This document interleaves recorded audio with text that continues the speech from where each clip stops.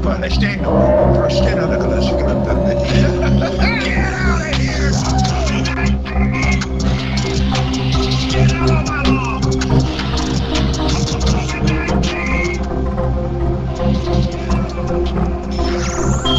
Wherever you are, make it easy.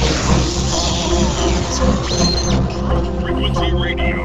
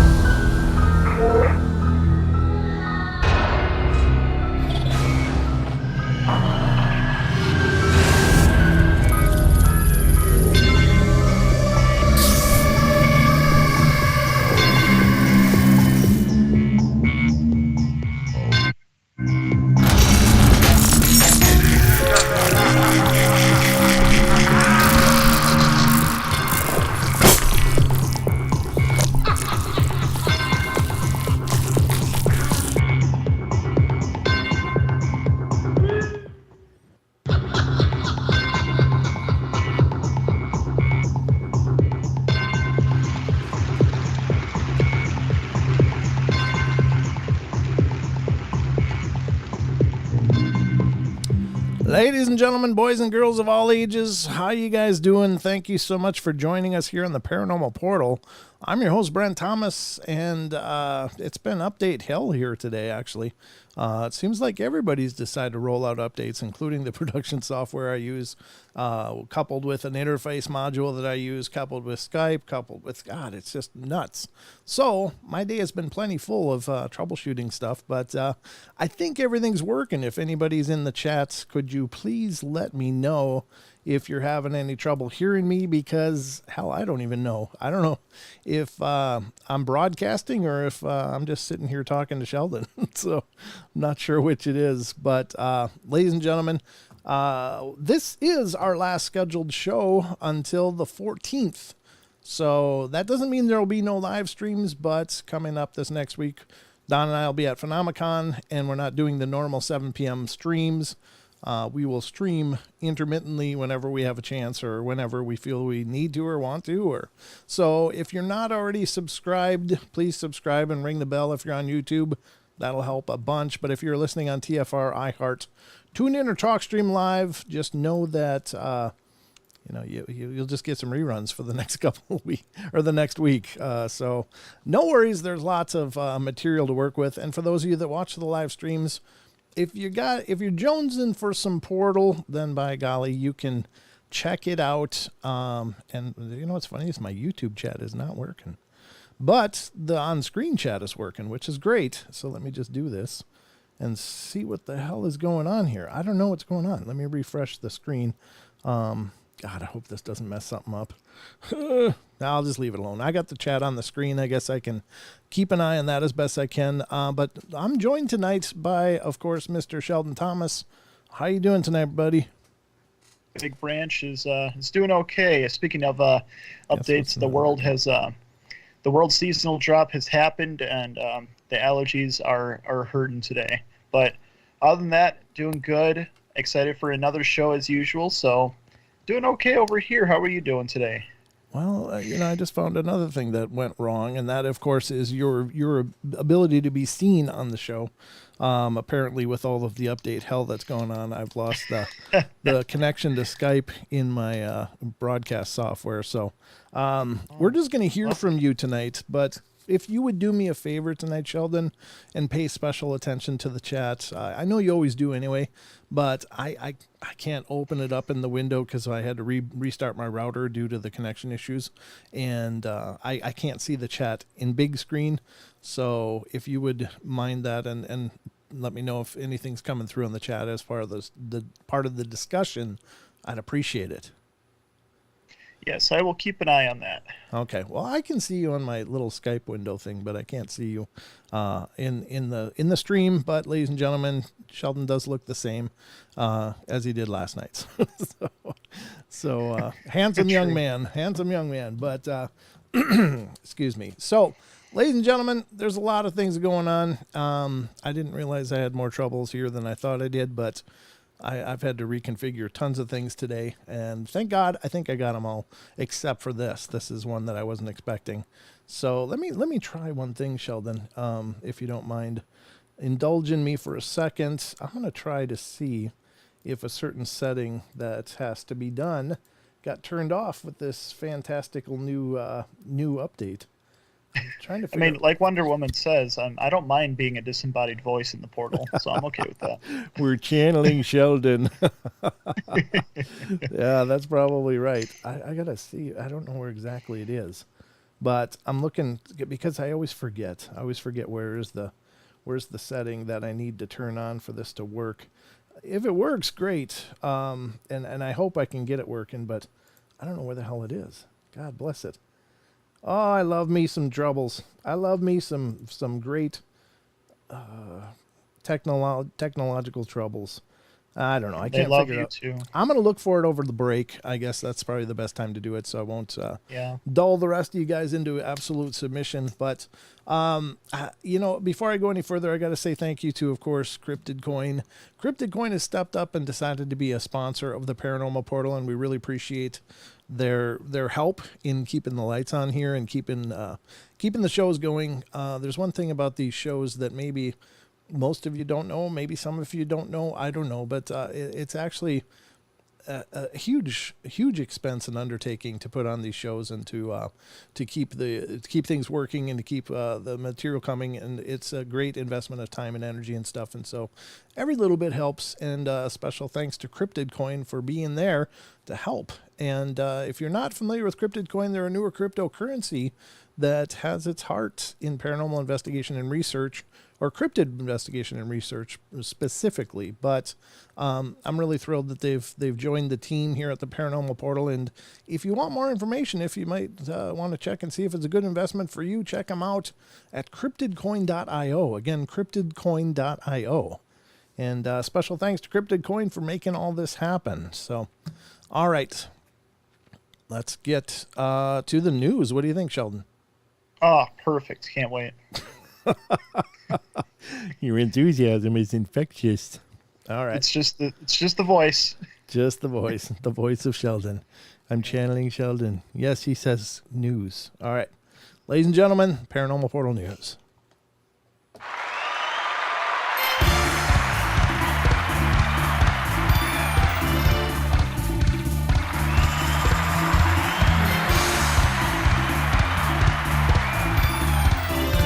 We are the news.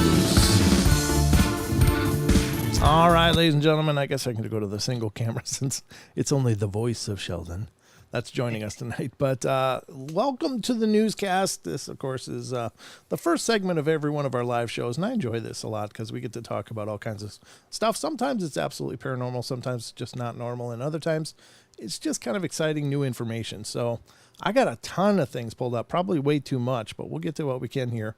And the first one up is one I'm going to skip because I don't really care that much about that one. Now that I look at it again, I'm like, nah, whatever. Who cares?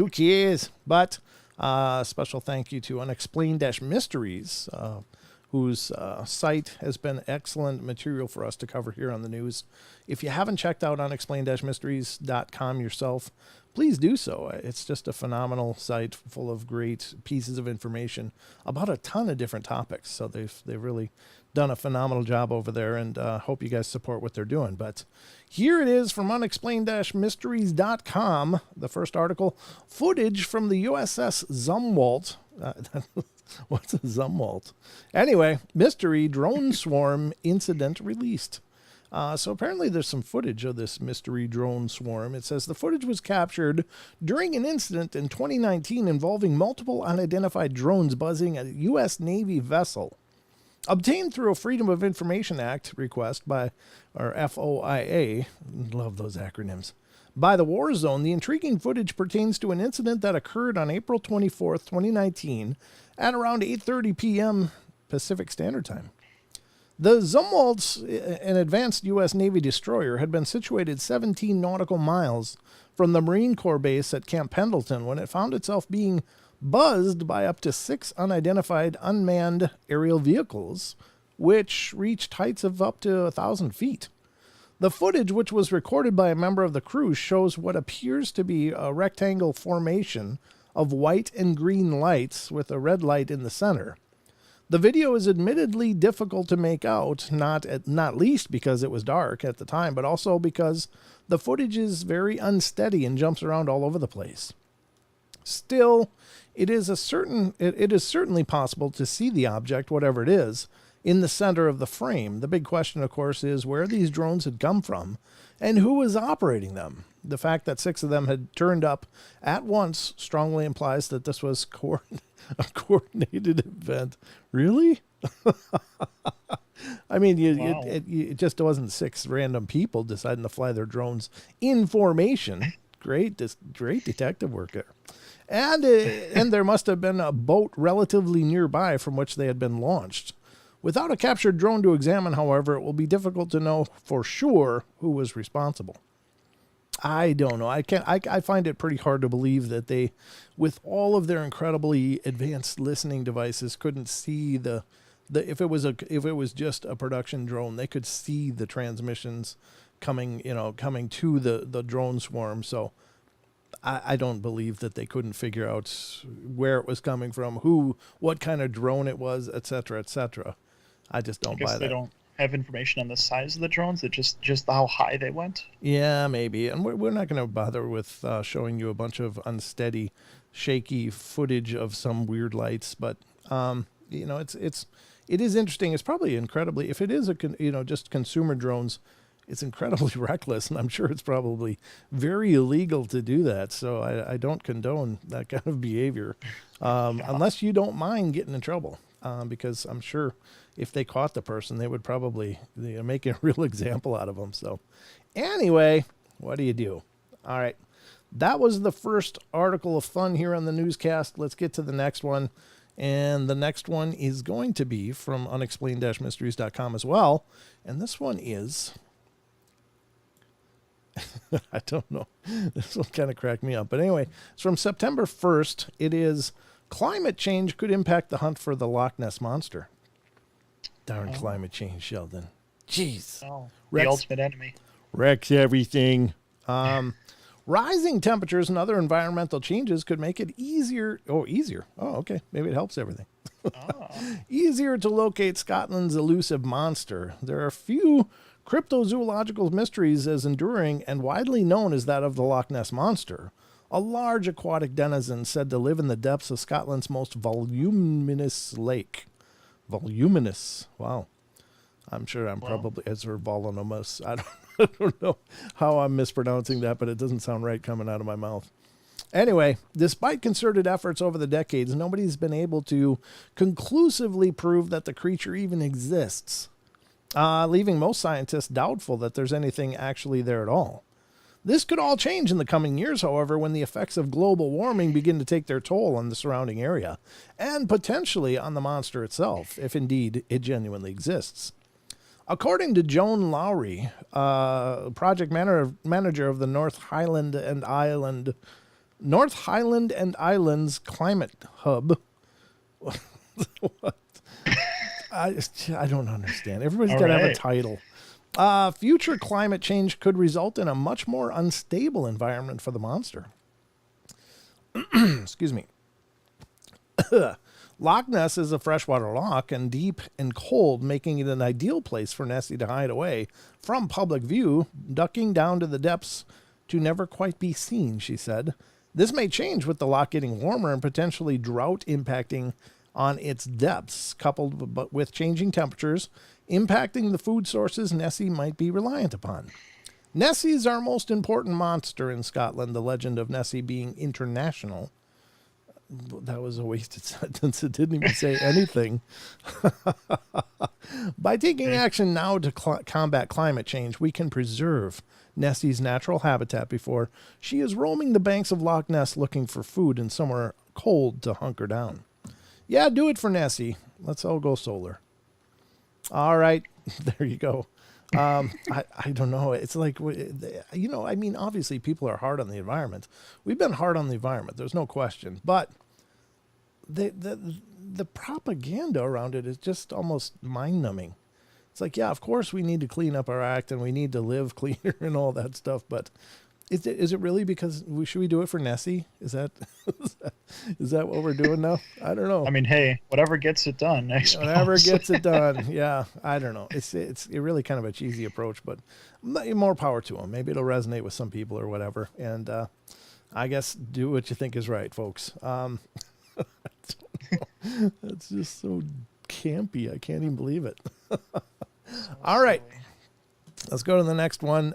This is from unexplained-mysteries.com as well, which is a common thread here on the news. You're going to hear that a lot. But the next one up is coming from unexplained-mysteries.com. As I said, doppelgangers may share DNA as well as looks, which kind of makes sense to me. And by doppelgangers, they mean everybody has a doppelganger in the world is the idea that, there's lookalikes.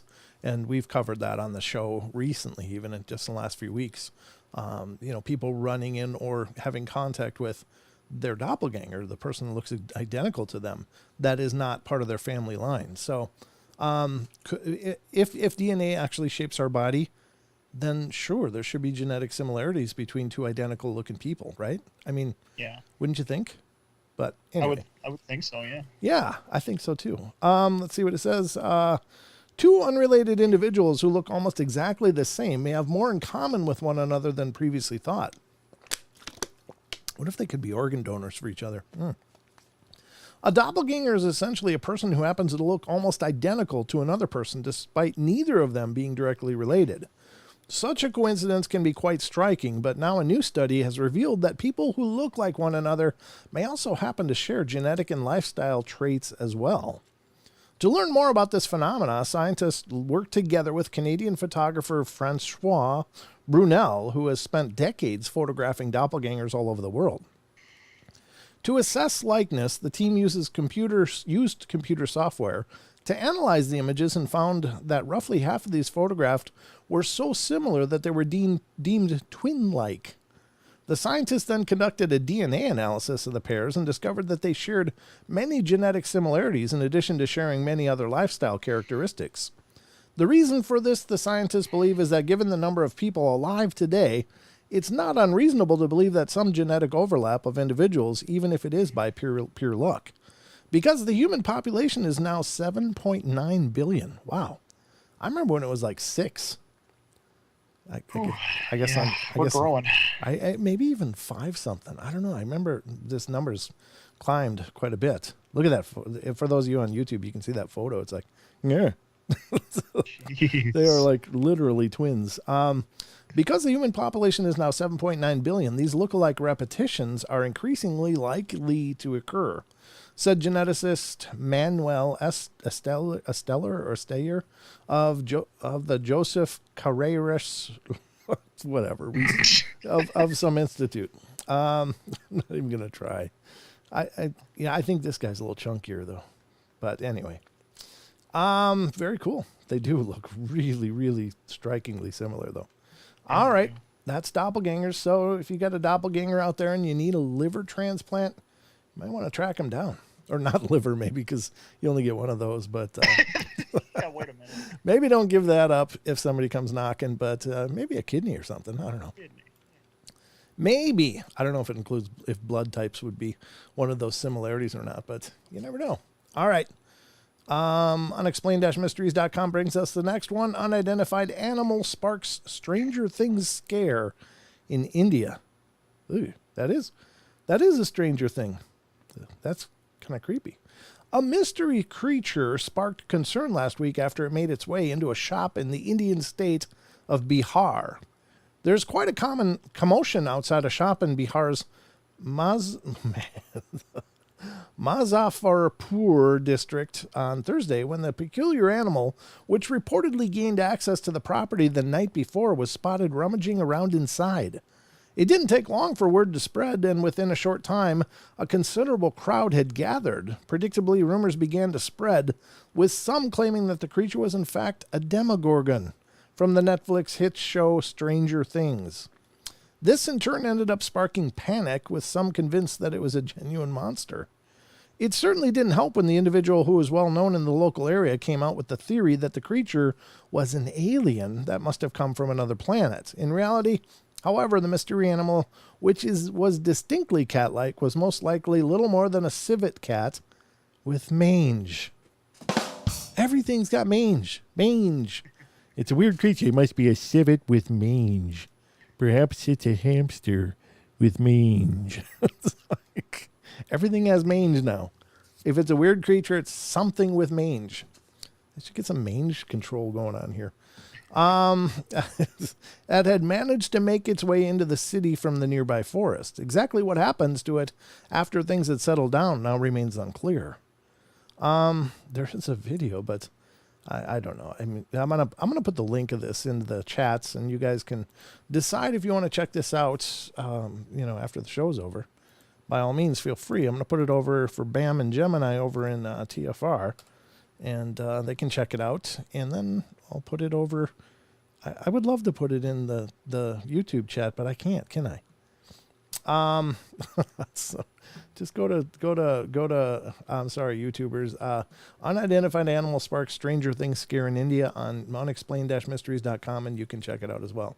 I guess I can't paste links in here. So, Sheldon, if you're in the chat, and you can go over to unexplained-mysteries.com, find the unidentified animal sparks stranger things scare in India.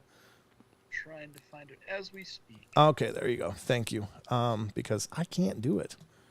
I'm hamstrung here. But anyway, the Stranger Things, man.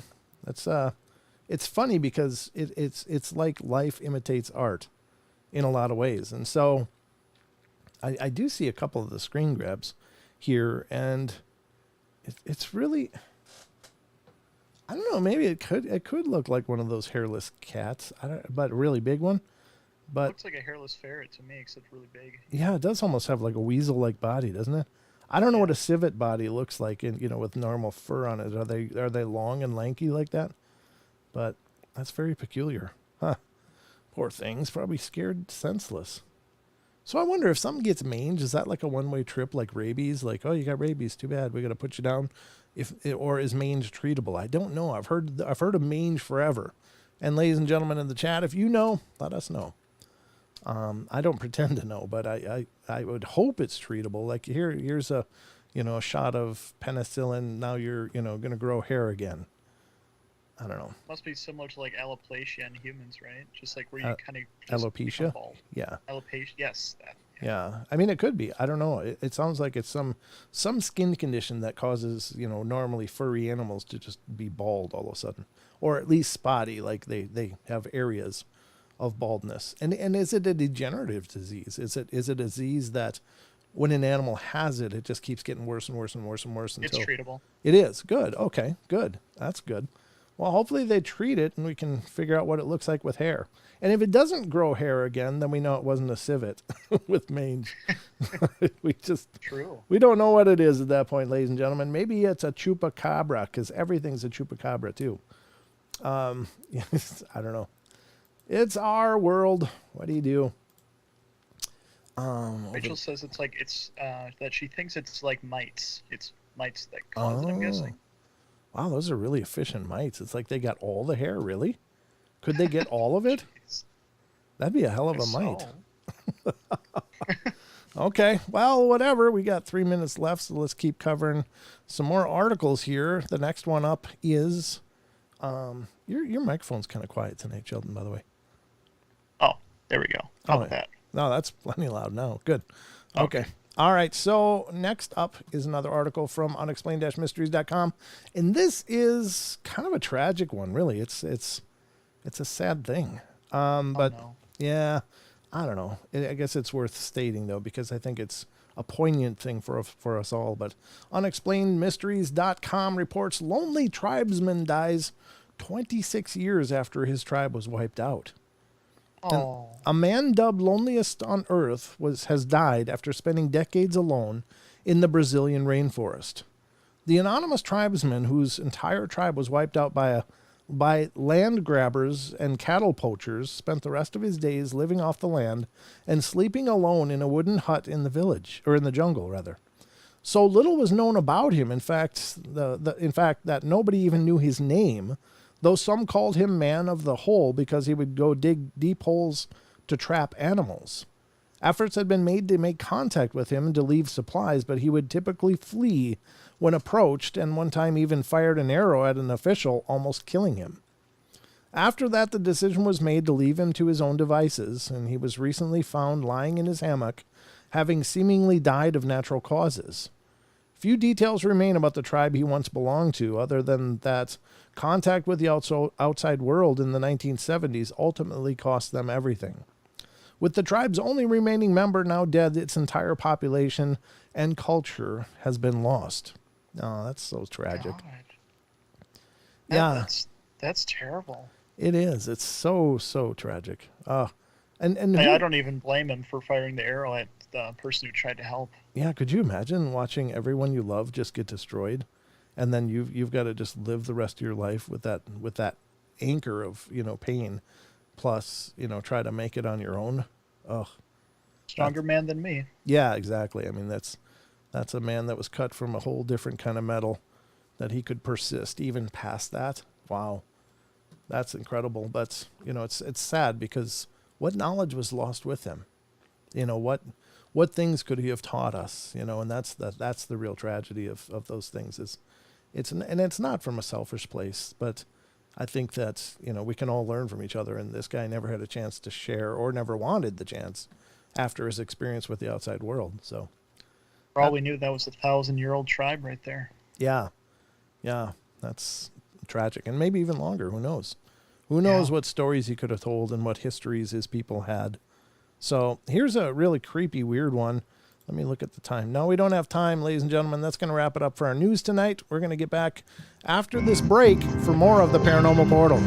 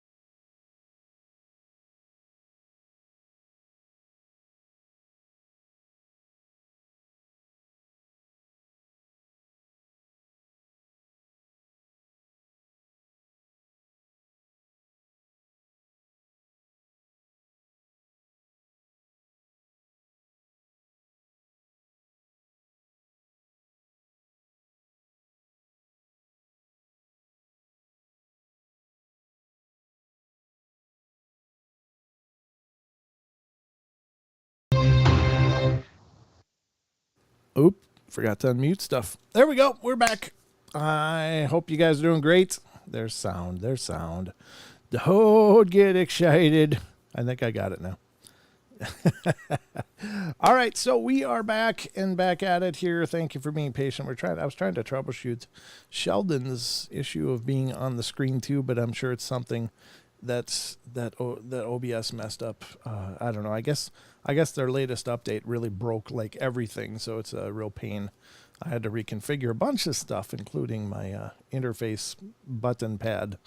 Yeah, it's just been a day. It's been a day, but that's okay. I just want to remind everybody again, this is the last scheduled show until the 14th, because after that, between now and then, Don and I are going to be traveling to Vernal, Utah. We're going to do a road trip down to Vernal, Utah, where we're going to be checking out Phenomecon. That's right, Phenomecon, ladies and gentlemen.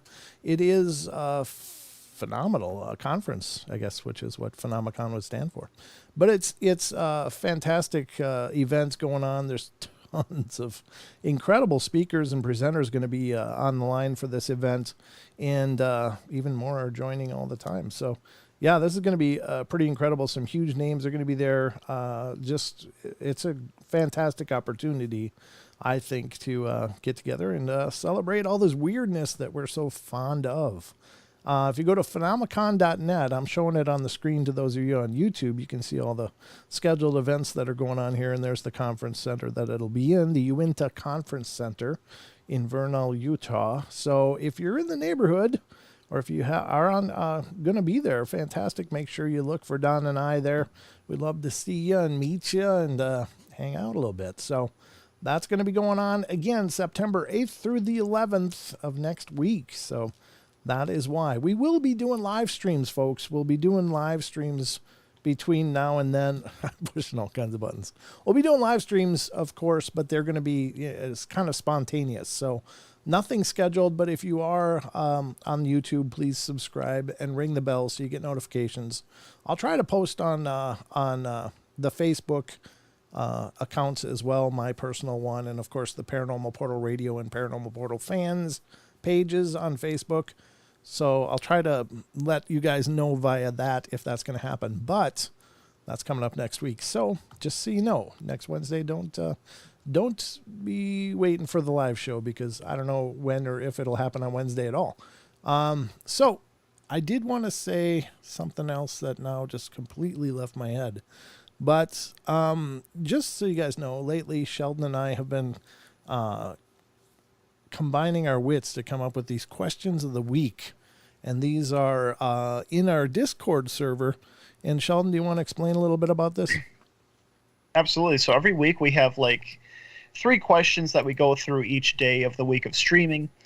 And I'm actually going to put the link to the Discord if you guys want to join in on that fun for each week right in the chat. So for this week's question, we got Saturday show. Yep. So many people claim to be abducted by UFOs or alien intelligences. Do you believe these people are picked up randomly, or are they targeted for some unknown reason? So first responder is Comet Man, says mostly they are picked randomly, but sometimes they are targeted for making hybrids, or star seeds. I don't even know what star seeds are. Interesting. Ghost Magnet 81 says, I think some of both, like random studies and targeted studies we Earthlings conduct. Yeah, good point. Mm-hmm. Rachel 101 says, I think it's targeted, possibly generations of family members or some deep scientific reasons that humans have not yet discovered about the individuality of people. Yeah. Mm-hmm. Fourth color, I also think it's both. Just like Rachel said, sometimes the abduction phenomenon becomes a generational thing from what I've heard. It might depend on what alien race abducts you. Well, that's true. We don't know if there's just one entity that's visiting us. That's true. Yep. Good point. Wersek says, to all questions, I think the world we live in is one big maze and we're all in it. Yeah, I mean, absolutely. Yeah, why not?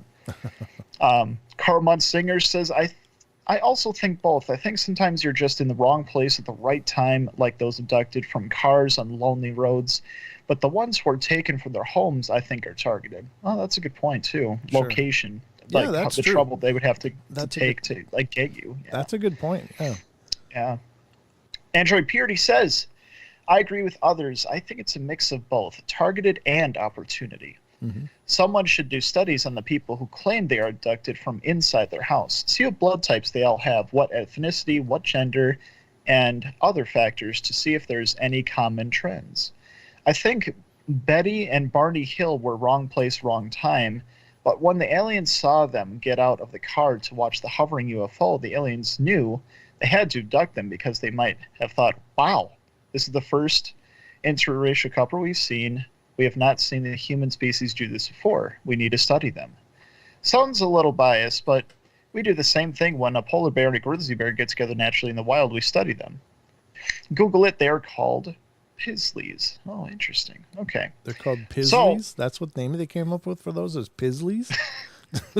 Pizzlies, I guess so. They could have called them Growler Bears or something. I like that name better. I do too.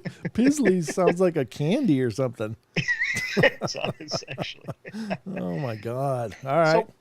So where do you lean in all of this?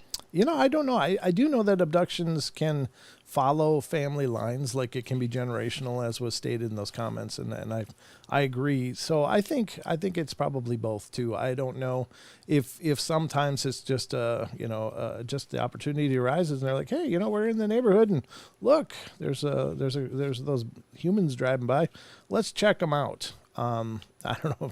Maybe it's the interstellar version of stop and frisk or something. You don't know.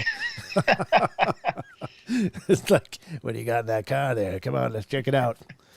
What you got in your DNA there? Yeah, we're going to have to do some testing. I don't know. But I think that there certainly seems to be evidence to suggest that there is patterns of abduction in family lines. There's also patterns that seem to suggest, at least pretty consistently, that the Rh negative blood factor is primarily the people that get abducted. So I couldn't tell you why, but it's I know that Rh negative blood is kind of an anomaly in itself. So maybe there's star seeds. Getting back to that, that's supposed to be kids that were, or people born that are basically not necessarily physically from the stars, but maybe their souls are, or something, that they are made to come here to help us out. It's kind of an esoteric idea of kind of like indigo children, same kind of concept.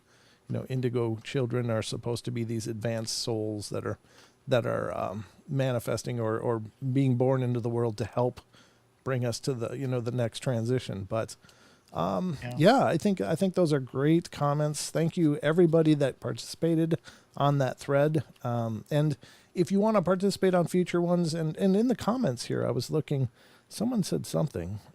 Seems like they're targeted. If you watch Missing 411 from T. Bowie, he said that. And I think that's, there's a strong probability that at least some of those abductions could be extraterrestrial. Some of these missing people, maybe they are. I mean, some very strange things are observed in the Missing 411 series, and it seems to defy logic. So maybe, and oftentimes things like, areas being searched so thoroughly, And you know, with hundreds of people searching a given area and covering every inch of it, and then the body is found in, you know, just kind of laying very out in the open in one of those areas that were just, you know, absolutely searched, and oftentimes showing no physical damage, you know, like not like they were beat to death or something. They're just not, you know, alive any longer. So I don't know, some weird stuff, but great thoughts. Yeah. Great thoughts. I mean, I'm sure there's abductions for different reasons too. Like maybe maybe the generational ones is like one study, that a long-term study that they're doing for generations, and Yep. I guess maybe the seemingly random abductions are for completely different reason.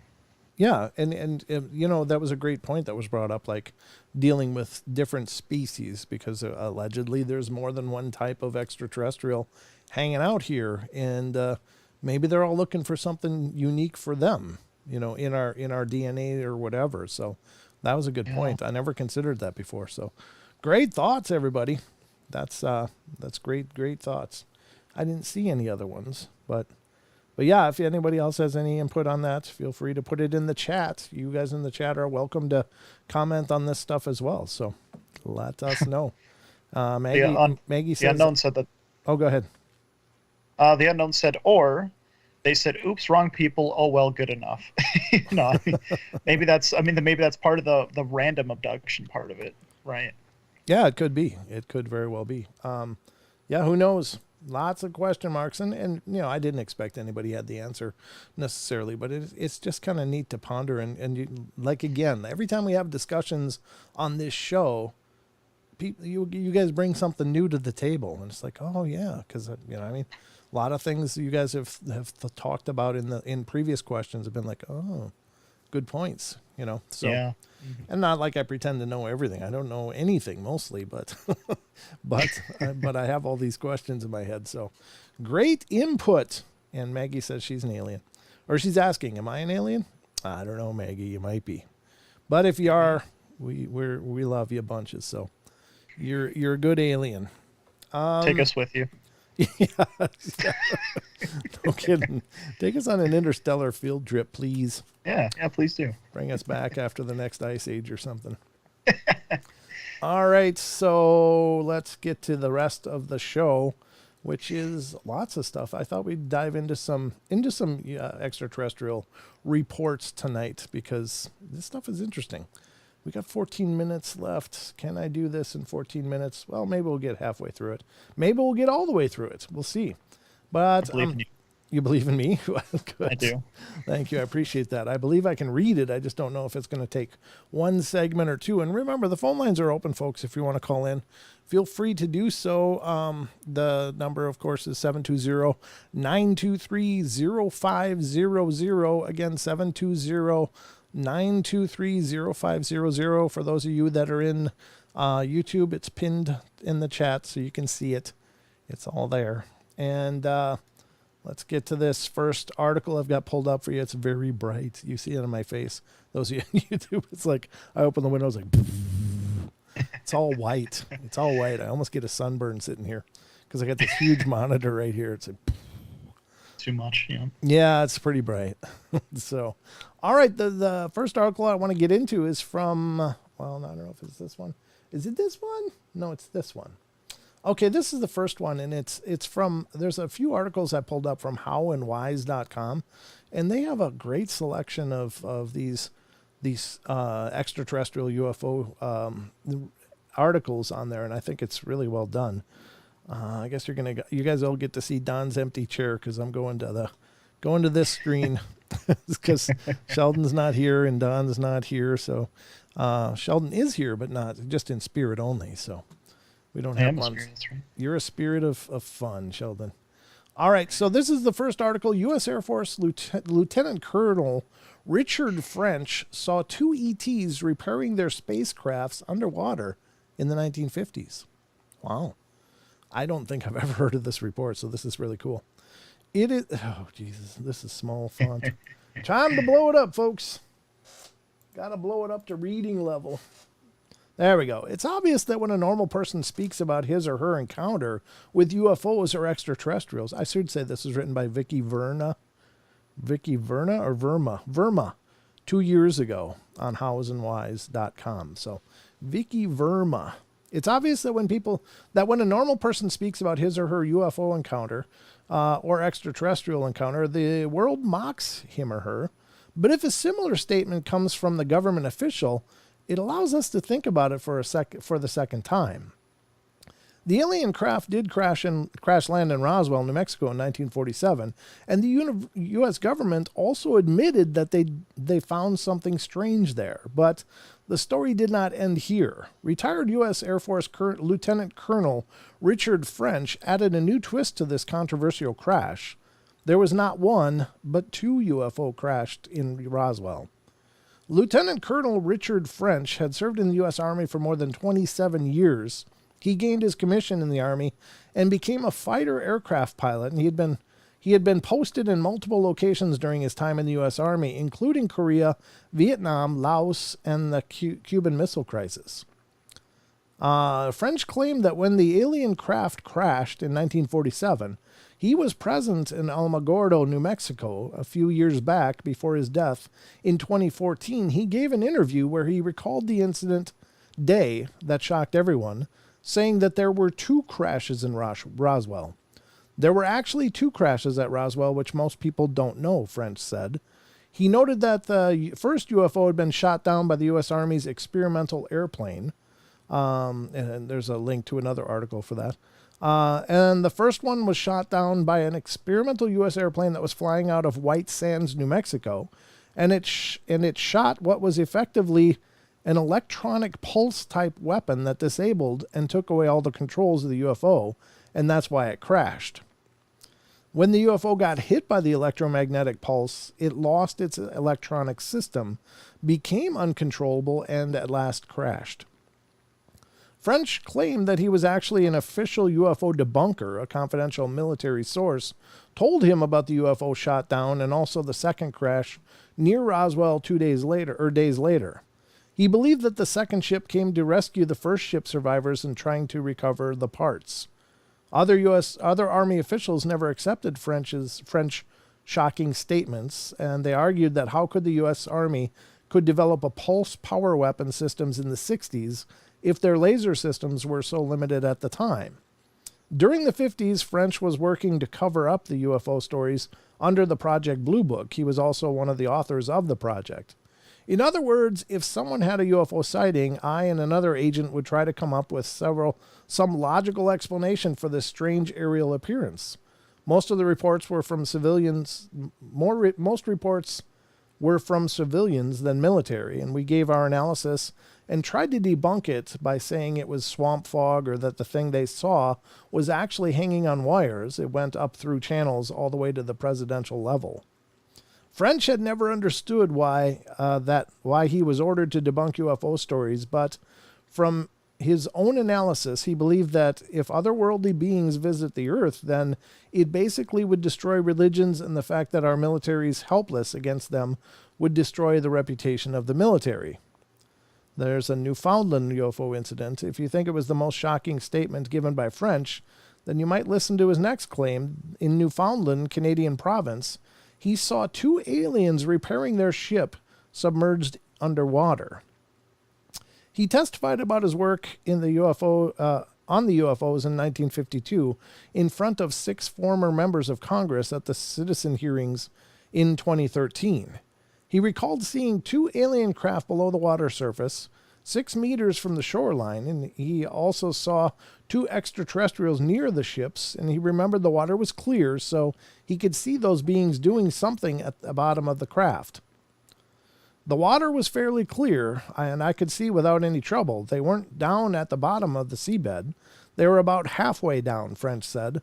According to him, the aliens were very small in size, light gray in color, very thin, long arms with either 2 or 3 fingers. They had big heads, and he could not see pupils in their eyes. How close was he? I mean, how close was he underwater? I don't understand how you could have such a very clear vision enough to say they had no pupils. And they were underneath the craft. I don't understand. There's some...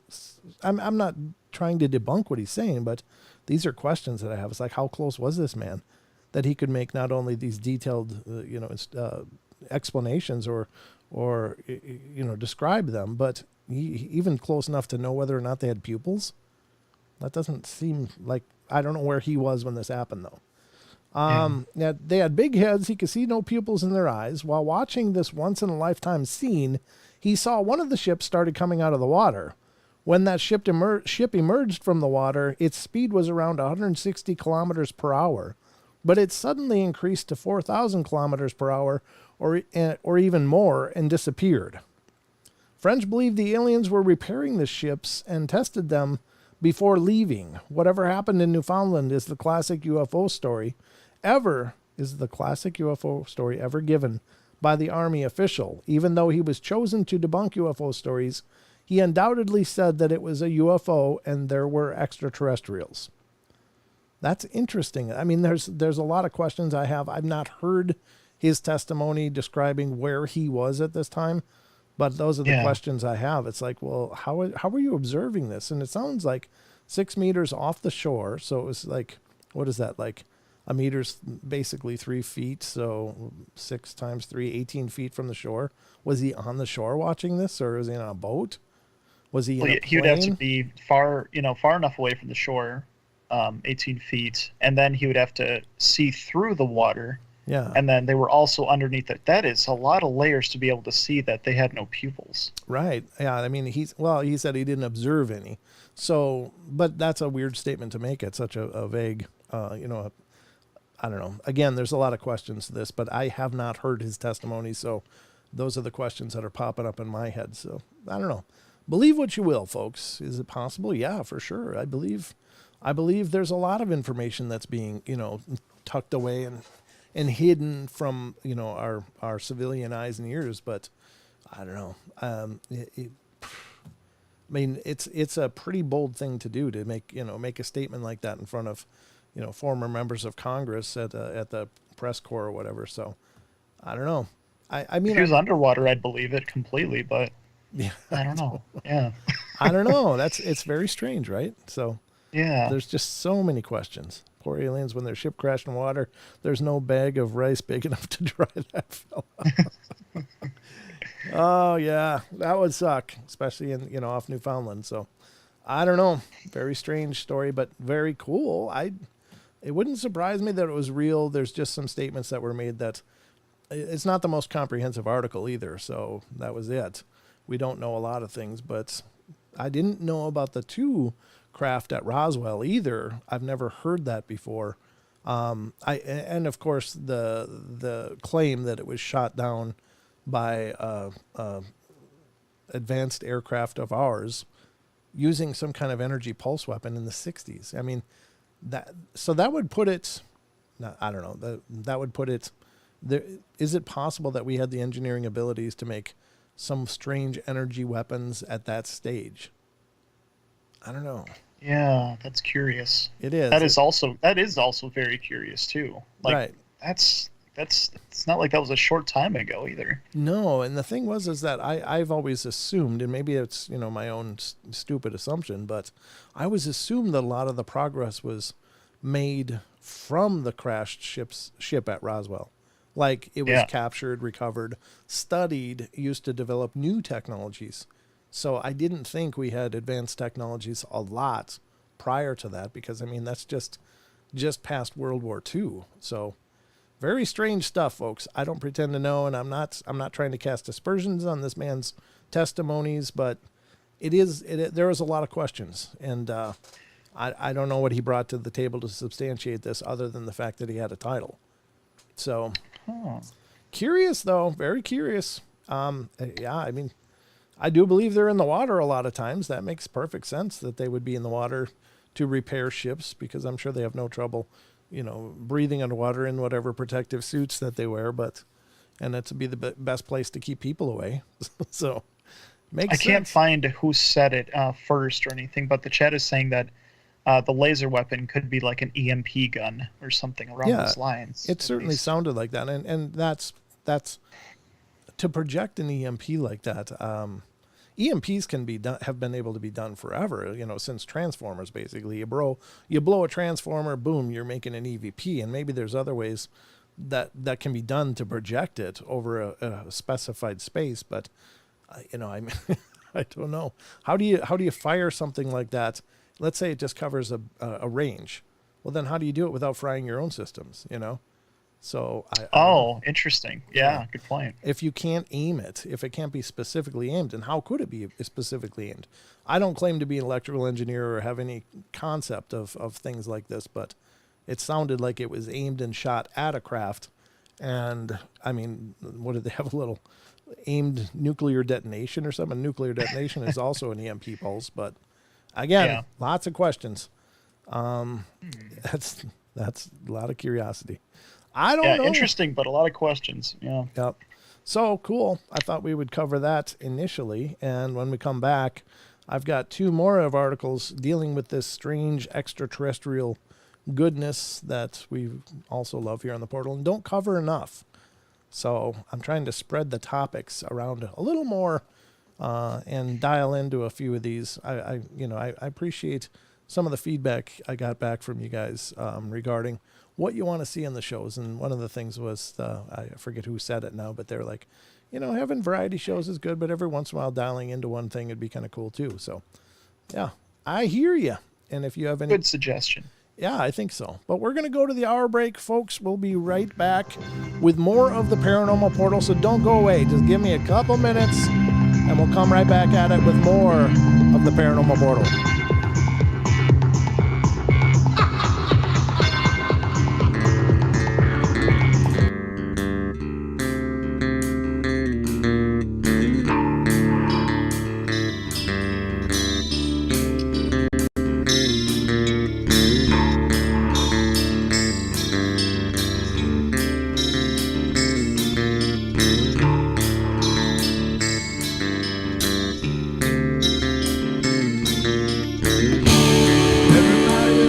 Play their games.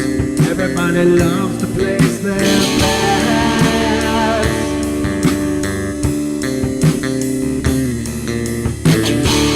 They don't understand the price I paid. They don't care to comprehend.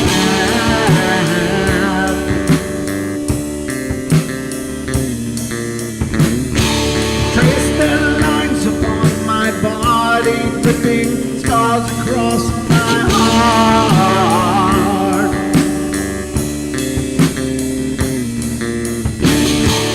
Raging anger pours inside me as their lies keep falling apart.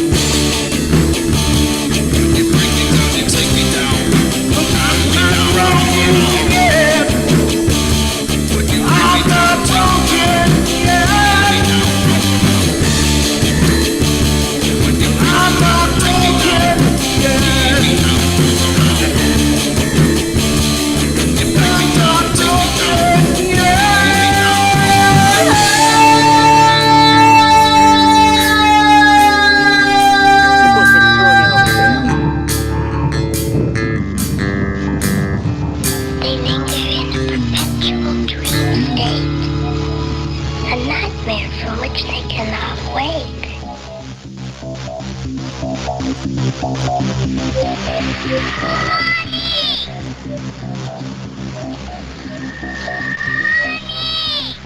can't see you, Mommy. Where are you? I've never sensed anything like it.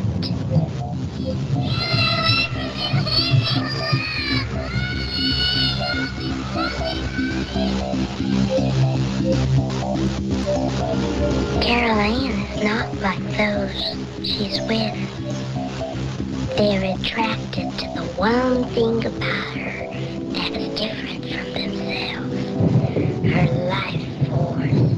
It is very strong. It gives off its own illumination. It is a light that implies life and memory of love and home and earthly pleasures. Something they desperately desire, but can't have anymore. Right now, she's the closest thing to that. Poltergeists are usually associated with an individual. Hauntings seem to be connected with an area. A house, usually. Poltergeist disturbances are of fairly short duration, perhaps a couple of months. Hauntings can go on for years.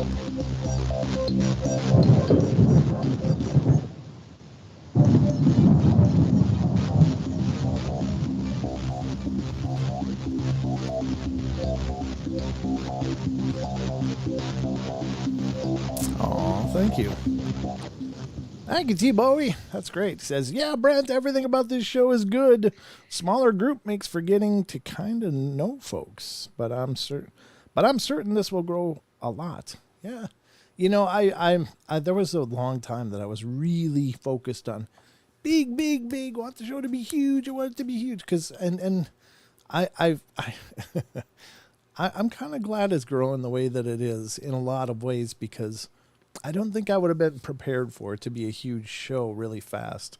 And I love that it continues to grow every day. So thank you guys for being here and being a part of this, because you're right. This is really, at the speed it's grown, it's been able to continue to be this group, this family, a bunch of friends getting together. And I think that's so powerful. And that's all thanks to you guys. I mean, I didn't create that. You guys created that here in this show. So thank you for that. And I'm glad to see so many people coming back show after show after show and to be a part of it. And I can't take credit for that. That's you guys forming this community around the show. So thank you so much for doing that, because I think equally the chat is very much a part of the shows, and it's very much a reason that people continue to come back. I mean, I think you guys are interested in the paranormal and probably enjoy the shows for the material too, but it's also kind of like coming to Cheers, like, Norm and we have our group of people, and you guys are really welcoming and great when new people show up. And so I really appreciate that. So cool. Just want to say thank you to that. What? And plus, it's hard to have a conversation with people that are in here. It's hundreds of people talking, and the chat's just spinning by in a second, Sure. Well, that's why we got Discord too. So that's another chat community as well. That you can certainly enjoy, and join over there on the Discord if you're having a good time in the chat here. A lot of the people that are here in the chat are also over on the Discord. So you guys are amazing. I appreciate it. So Sheldon, you want to do some shout outs? Absolutely. So here chatting on YouTube, we have Batman, Caleb Benjamin, Cool Hand, Dark Shadows, Paranormal and History, Ghost Meg 81, It Burns When I Pee. Go see a doctor. Maggie, they have ointment for that, I think, but go ahead. Dream Mere Nuisance 109. Paranormal Portal, you're here. Nina's here. Portal Mom. Rachel Gets It Right. Ruger Ridge. Sugar Britches. T-Bowie 13. The Unknown. ZX81 V2. And someone came in here. Digger Dog. Welcome in. Wow, great to see you guys. Thank you. And there's more than that watching, of course. And if you're just hanging out, being a part of the show, just listening, thank you so much for that too. Certainly love your likes if you're enjoying what you're doing, what we're doing here. Hit a like, that helps us out a bunch. And if you're watching the show when it's not live, leave a comment, because that goes a long way in supporting and promoting this show to the YouTube algorithm, which will then suggest it to other people based on that continued interaction and traffic. So thank you all. You guys are the greatest. And thank you to the mods. You mods are the greatest ever. And True. I'm thrilled to have such a phenomenal community. So what the hell was I going to do now? Let's see. I gotta think. Oh, yeah. What's next? The show. That's right. Yeah, the show. Oh, yeah. Yeah, let's do some more show. Coming up next is another article from How and Wise. I think I got to shut the door. Hold on a sec. How do I do this? I'll just put the article up because I got to walk by that. So hold on. I'm going to just shut the door quick because the minion's playing video game and he's getting loud.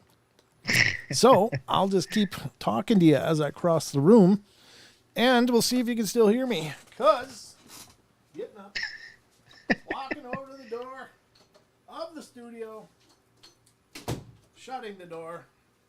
Wow, that dedication. I know, the dedication, right?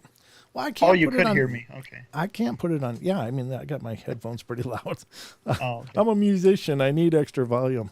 Not a musician. I play with musical instruments. I wouldn't call myself a musician. But anyway, all right, here's the next one up.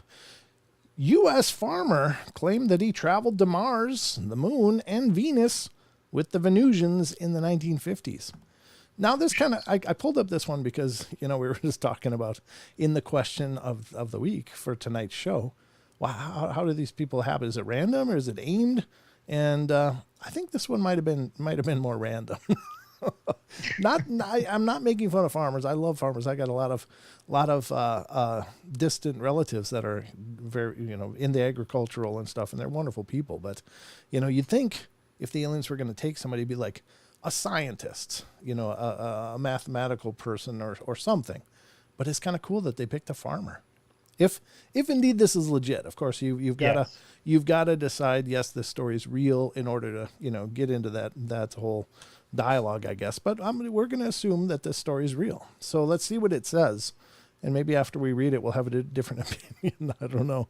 This is a pretty huge claim, and these are the tough ones to understand. Is it possible that somebody could be sucked up in a craft and shot all over the universe? I think it is possible. I really do. I think that if they get here, they must be able to take people with them and show them around. I think that that's incredible, but it's an enormous claim. And so you really, and this isn't a shot at the person or anybody that ever claims that they're abducted, because I think it's possible, but it really does require the person listening to the story to suspend a lot of belief, just because that's not normal. I mean, people don't normally get sucked into spacecraft and shot across the universe. I'm actually extraordinarily jealous because I think that'd be amazing. But anyway, U.S. farmer claimed he got it. So let's see what he says. The era of the 1940s, 50s, and 60s was full of alien stories, UFO encounters, and alien abductions. Roswell, Betty and Barney Hill, and George Adamski's cases were some of the most famous stories widely acknowledged by people who have great interest in aliens. In the 1950s, a man named Buck Nelson claimed that he'd gone to Mars, the moon, and Venus in a spaceship with 2 extraterrestrials. Buck Nelson was born in Colorado on April 9th, 1895. He spent most of his life on farms and even bought 80 acres of land in the Ozark Mountains, Missouri, on his book. In his book, My Trips to Mars, the Moon, and Venus, he wrote that his first extraterrestrial encounter occurred in April 1954 over his house in the Ozark Mountains. And there's for those of you on YouTube, there's a picture of the gentleman right there. I think, I assume that's his photo. Yeah, he looks the part. I mean, he looks like he's just kind of a salt of the earth kind of guy. But it says, yeah. I mean, really. Nelson explained that it had started when his radio began to act weird.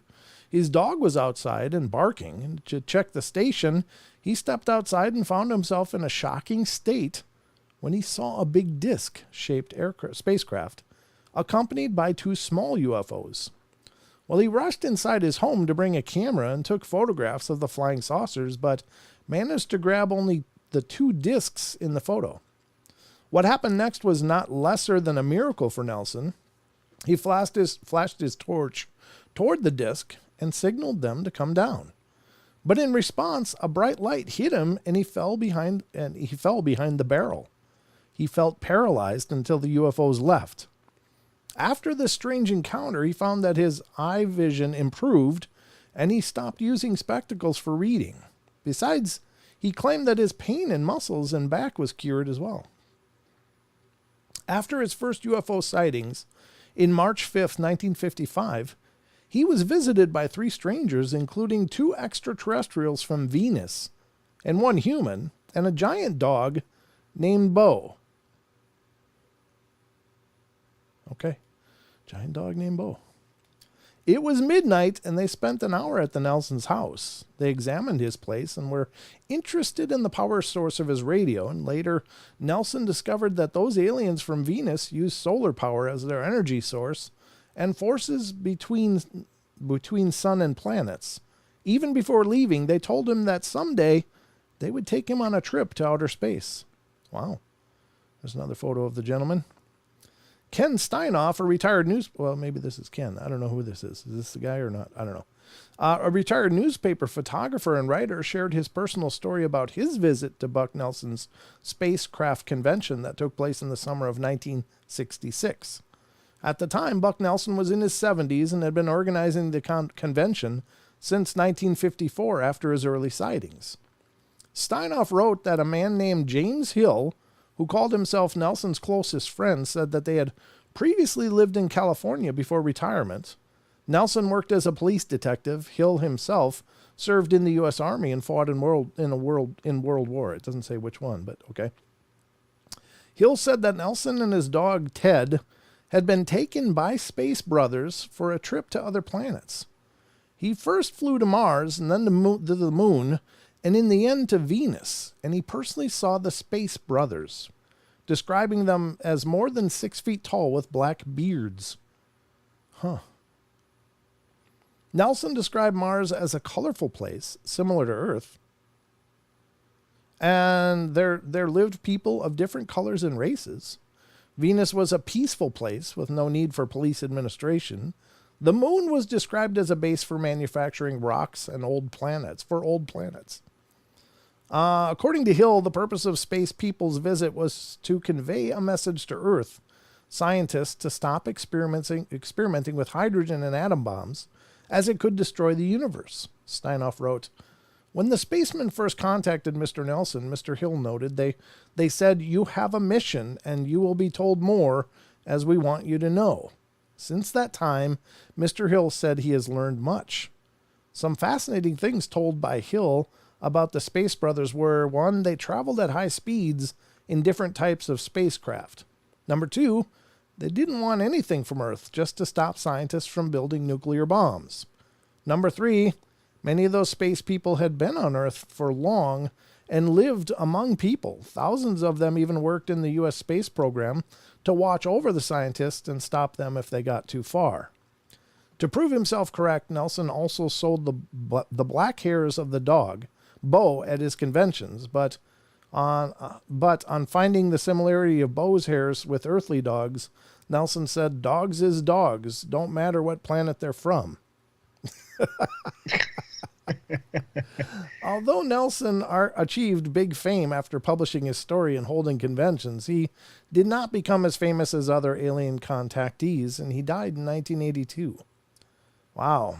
So, I think, I don't know what he saw on Mars, but it's certainly not a colorful place from everything I've seen. It looks kind of in pretty rough state as far as planets go, I think. I don't know if there are, are there people, was he underground? Is that what happened? I don't know. Cause of course there's, some people maintain that there may be civilizations living underground, both on Venus and on Mars, but I don't know. It's really hard to believe everything this man said, but again, it's just coming from my paradigm. I don't know how you guys feel, and I'm not telling you don't believe the guy. I'm not telling you to believe the guy, but again, it's a fantastic kind of claim. And Yeah, it is. and here's the other parts, and I don't I'm not trying to put this out there to cast aspersions on him or his memory, but if there's in cases of mental illness, of course, a person really believes that is their experience, and that's not a joke. That's not a comedy line or anything. It's for them, for people that have, quote unquote psychological delusions or psychiatrical delusions. Those are very real. Those are really their experience. And, that doesn't invalidate it completely, because it's, maybe they're seeing things we aren't. I don't know. I don't pretend to know how that works, but very interesting. Yeah. If he said something like that was groundbreaking that wasn't discovered till years later, then he would have there'd be some Right. Value in his words as far as the story goes. But Right. he didn't really say anything that was really groundbreaking or like crazy. And the little evidence he did have was from a earthly dog, I guess. And Yeah. so Yeah. it's hard. It's really, I can't put a lot of eggs in that basket, I guess. Yeah, I'm kind of the same mind. It's like, I have an open mind for all of this stuff, ladies and gentlemen. I truly do. I think there are extraterrestrials. I think they visit us. I think they perhaps abduct people. But I don't, that doesn't mean I can get behind every claim out there. And maybe it's just me. Maybe it's my shortcoming. But I can't suspend all logic in the face of, fantastical claims. And, his statements about Venus and about Earth, or about Mars rather, are really fantastical, and they seem on the face of them to be very inaccurate. But it's just what I've heard and observed from, NASA and such. So I don't know. There's always the idea that, is there a cover-up? Maybe. I don't know. I mean, I couldn't possibly know, but I don't think you can use cover-up on everything, because why? I mean, there's some information that I don't think would be harmful. A lot of information I don't think is harmful, but I think that people defending these kind of stories run to, well, it's a cover-up. We don't probably know what Mars looks like, because there's probably a cover-up for that, and maybe they're hiding it from us. And it, I mean, I don't know. It just gets to be a big soup of confusion.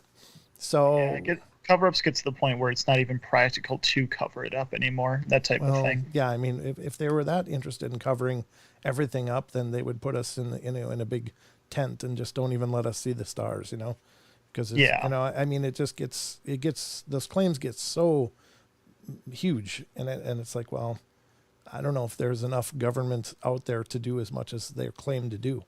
But I'm not saying that it's absolutely unprecedented. I think that there is, reason to believe that sometimes things are not given to us to know, because they want to control information.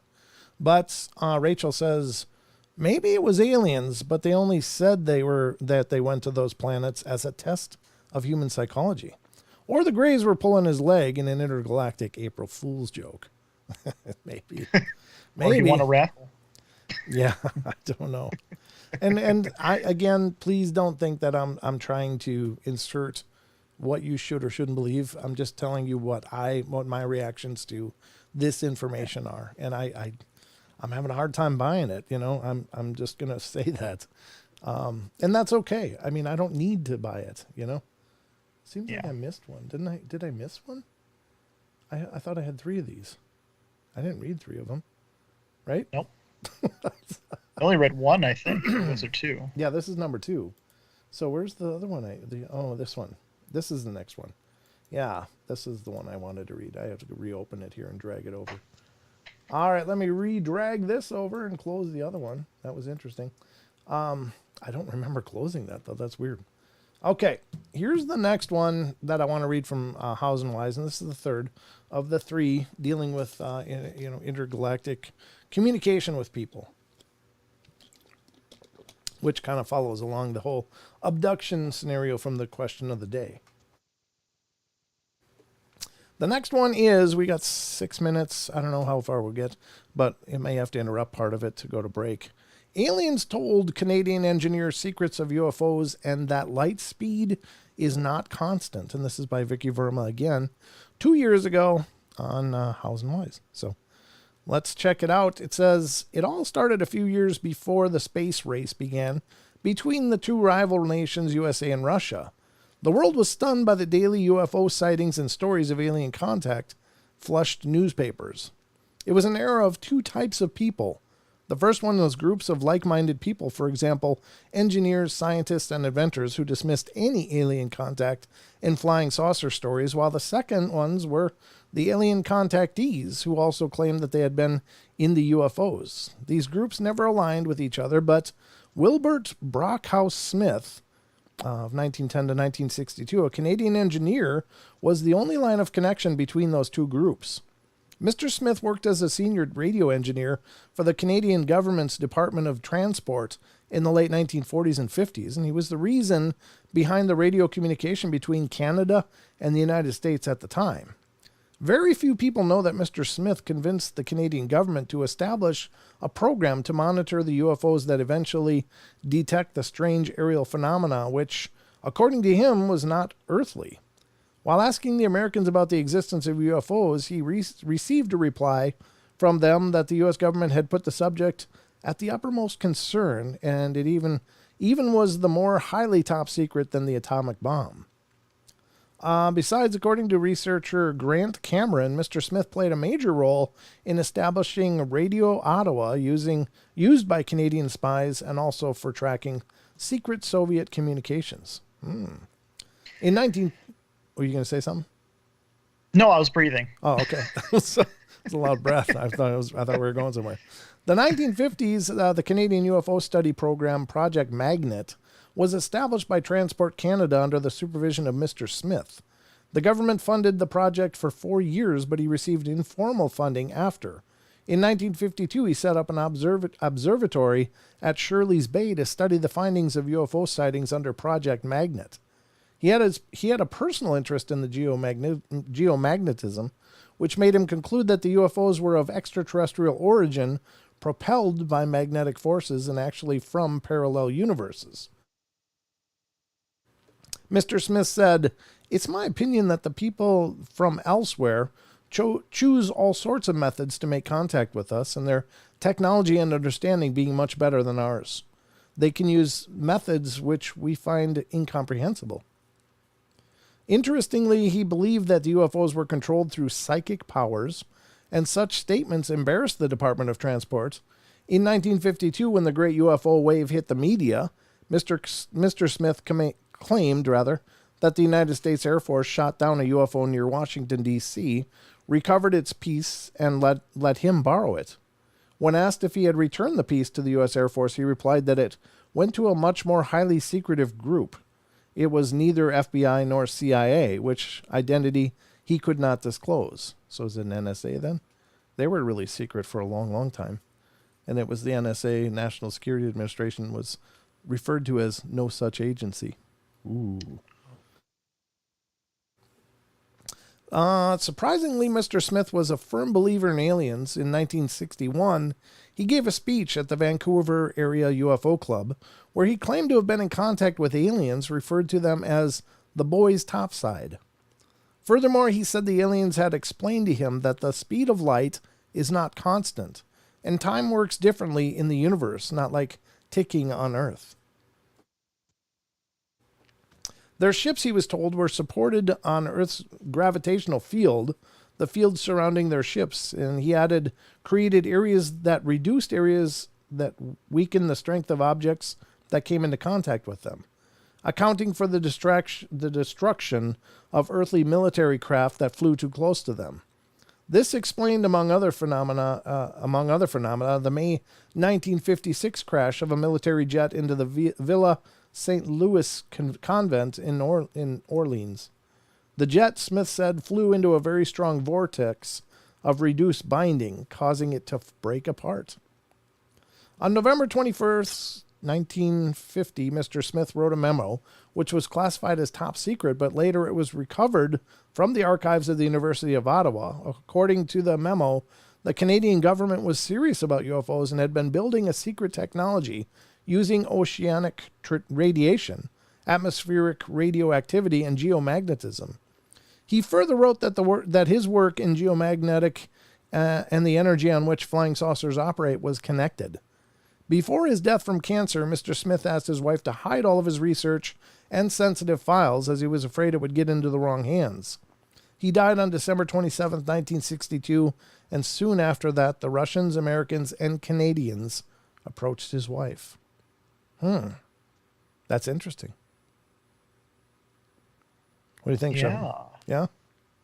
I mean, what he was saying about how gravity having different effects in space and time and whatnot, that's, as far as I've read, that's absolutely true. Yeah, that's pretty interesting stuff. Wow. Yeah. I don't know. I don't pretend to know much, but that sounds like a pretty compelling story. I mean, he wasn't, going way overboard with things, and who knows? I mean, it makes sense. Tesla was talking about the natural energy of our Earth and how it could be harnessed and such, and most of his research into all of that was missing following his demise. So who knows? But we're going to take the last break. We'll be back in just a couple minutes, and we'll talk about some creatures. Cryptid reports coming up next. Don't go away.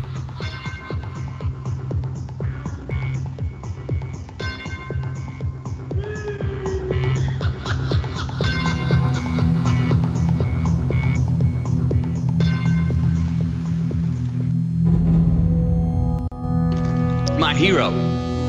That's who I chase. Now, when I was 15 years old, I had a very important person in my life come to me and say, "Who's your hero?" And I said, "I don't know. I got to think about that. Give me a couple of weeks." I come back 2 weeks later.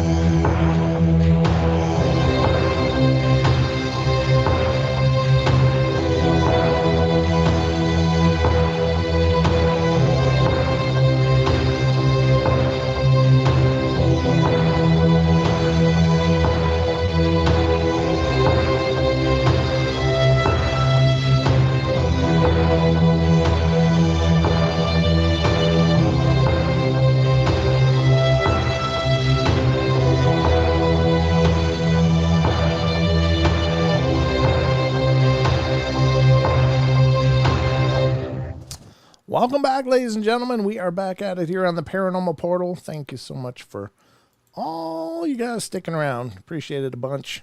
And we're going to get to some creature reports now because just to mix it up a bit. Little bit of extra fun. I know we got a lot of cryptid enthusiasts. And so I am one as well. I think all of this stuff is really fantastic. But how you doing, Sheldon? I'm doing amazing. I'm ready to get into cryptids. Your enthusiasm is infectious. Good. All right, let's do that. Hold on.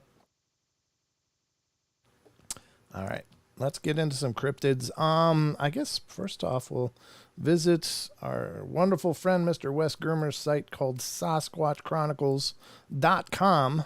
Again, it's a great site, an amazing site all on its own, even without the Sasquatch Chronicles podcast. The site itself is phenomenal. So if you're not checking that out regularly, then please do it. Then do it. All right. Let me, I was just looking at the chat quick. So the first article we're going to get into was from today. Wow. This is one I'd heard reported on another site as well. It's kind of curious. Again, we'll get into the meat of it after I read it, but it's coming from Sasquatch Chronicles. Special thanks to Wes. Thanks, brother. Appreciate you letting us use this for some show material. It is from September 3rd. Falling tree kills man while in his tent. A man has been killed after a tree reportedly fell on him while he was in his tent on a remote wilderness campsite. The incident occurred on the evening of August 30th at Olympic National Park, a 120-mile drive from Seattle, Washington. When authorities received the notice that there had been a visitor fatality in Elk Lake, a hiker-only trail in the park, according to a statement released on the National Park Service. It was reported that a tree fell on a tent while it was occupied by a 34-year-old Canadian citizen named Thomas Beignet Villeneuve. I guess Villeneuve. I'm probably butchering the hell out of that. Sorry. Authorities said they did not disclose how long Bernier that he had been in the park for or where he was from in Canada. The National Park Service reached the victim by helicopter the next morning on August 31st and transferred his body to the Jefferson County Coroner's Office. That's really sad.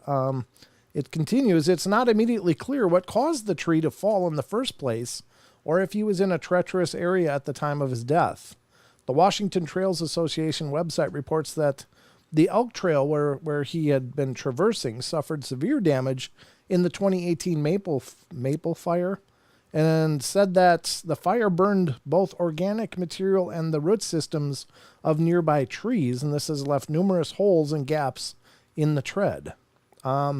Olympic National Park encompasses nearly 1 million acres. According to the National Park Service, the park protects a vast wilderness, thousands of years of human history, and several distinctly different ecosystems, including glacier-capped mountains, old-growth temperate rainforests, and over 70 miles of wild coastline. The park was designated by UNESCO as a International Biosphere Reserve in 1976 and a World Heritage Site in 1981. It is the largest wilderness area in the state of Washington. So it's kind of curious. A tree just managed to fall on his tent. Now, they said there were no obvious signs for a reason. Yeah, they don't know why that fell for sure. I don't know if it could be a windstorm due and weakened root system or any number of other ideas. I don't know. I've heard that there was some people believe maybe there was parasite damage to the roots and perhaps that weakened it, and there was a breeze or a wind and that might have taken it down. But what are the odds that it would hit his tent? Oh yeah, that on that exact day, like the tree fell right as he was, in his tent sleeping. I assume. That's so. creepy. I mean, at least I hope he didn't. He went peacefully without any pain. Yeah, of course. I mean, my God, yeah, I don't know whether it was like boom, lights out, or if it was he's trapped under this tree and being crushed to death. I don't know. It's of course you hope his passing was quick, but What else knocks over trees? Well, it's believed Sasquatch do. So what if? That is an indirect way to get rid of someone, I guess. But Well, that wasn't even meant to be a joke, by the way. No, I know. That was a legit thought. I know, but it's just the way it came out. It's like, yeah, I don't know if it was indirect. Sounds like it was plenty direct.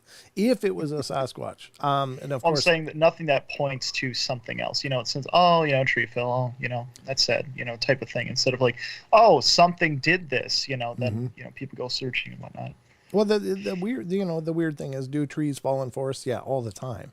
Yeah. And if you go into the forests up here, you'll find, it's just amazing the amount of trees that are laying down in these forests. And it's probably a fire hazard as well, just having them all, laid out there. I don't think they probably actively or aggressively manage that. But I don't think I've maybe one time in my life heard an actual tree coming down, and it was quite a ways away. It was, back down in where we were in south of Red Wing there, but I heard one come down on the hill, and it was pretty impressive. But I don't remember it being a really windy time either. It was just like all of a sudden there's like, and I was like, what the hell did that?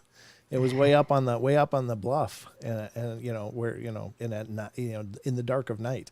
So I don't know that it was Sasquatch. I don't know that it was anything, but it was really, really surprising. So I don't know. Could it be a Sasquatch? Maybe they didn't like where he was. The Unknown says, did you happen to check the episode I was telling you about on Sasquatch? I was wondering. No, unfortunately, I've been really in a reactionary place lately. Unknown. I've been just swamped trying to catch up, trying to prepare for next week and being out on this journey. And so I've got a million fires going right now, and I've just been focused on keeping up. So I've even got phone calls I haven't returned for days, and trying to get everything done so that next week goes smoothly and I'm all set to go. But so no, I haven't had any chance to check out much of anything. It's just been crazy busy. But yeah, I think, could it be Sasquatch? It could. They've been known to push over trees, and there's one video out there that's pretty compelling. I don't know if anybody ever was able to successfully debunk it or not, but there's this guy and his dog, and I think it's in Washington State, but I might be wrong. It might have been somewhere else completely, but he's walking with his dog through this forest path. And it's a pretty deep forest. It's not like they're, in the edge of a park or something.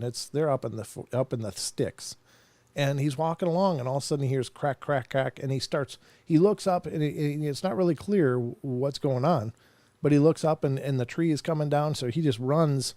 And at first he didn't even know if his dog got smashed or whatever, but when they reviewed the footage, it looked like, when he glanced up with because he was holding his camera or GoPro at the time or something, when he glanced over to see the tree, you could see something look like it was ducking down behind those roots, right down by the bottom of the trunk, like it was pushing it or something. It was crazy.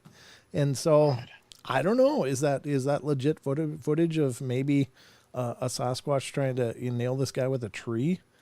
It's kind of overkill. It's kind of like throwing a couch on a fly. It's like, really, you probably could have just grabbed a fly swatter. But if it really wanted to hurt the guy, but it sounds like, at the very least, it's very much an intimidation move. So I don't know. Wow.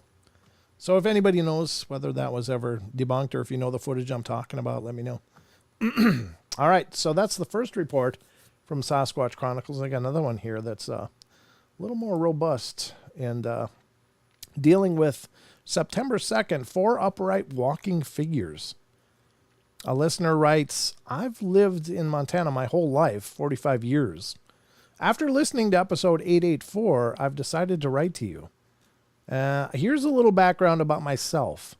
I grew up camping and fishing with my family in the Little Belt Mountains. I've been hunting my whole life. In my 20s, I rock climbed all over the Northwest and had so many fun adventures with my climbing buddy Todd. I've been fly fishing guide for the last 15 years, which gives me an opportunity to talk to lots of people.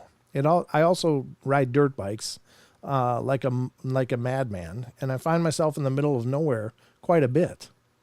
Excuse me. I own a cabin on 25 acres where I have some of the strangest things happen. I've never seen Sasquatch on the property, but I've heard whoops at close range, and my wife has been whistled at. I don't think in the good way. So, it's not like a cat call. These probably should have classified that a little bit or qualified that. I also find marbles in strange places, almost like someone put them where they know they will be found.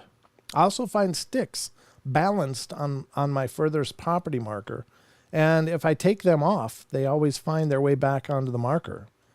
Twice I've thought I heard little kids giggling in the woods. Most of the strange things take place in the fall. After listening to episode 884, something you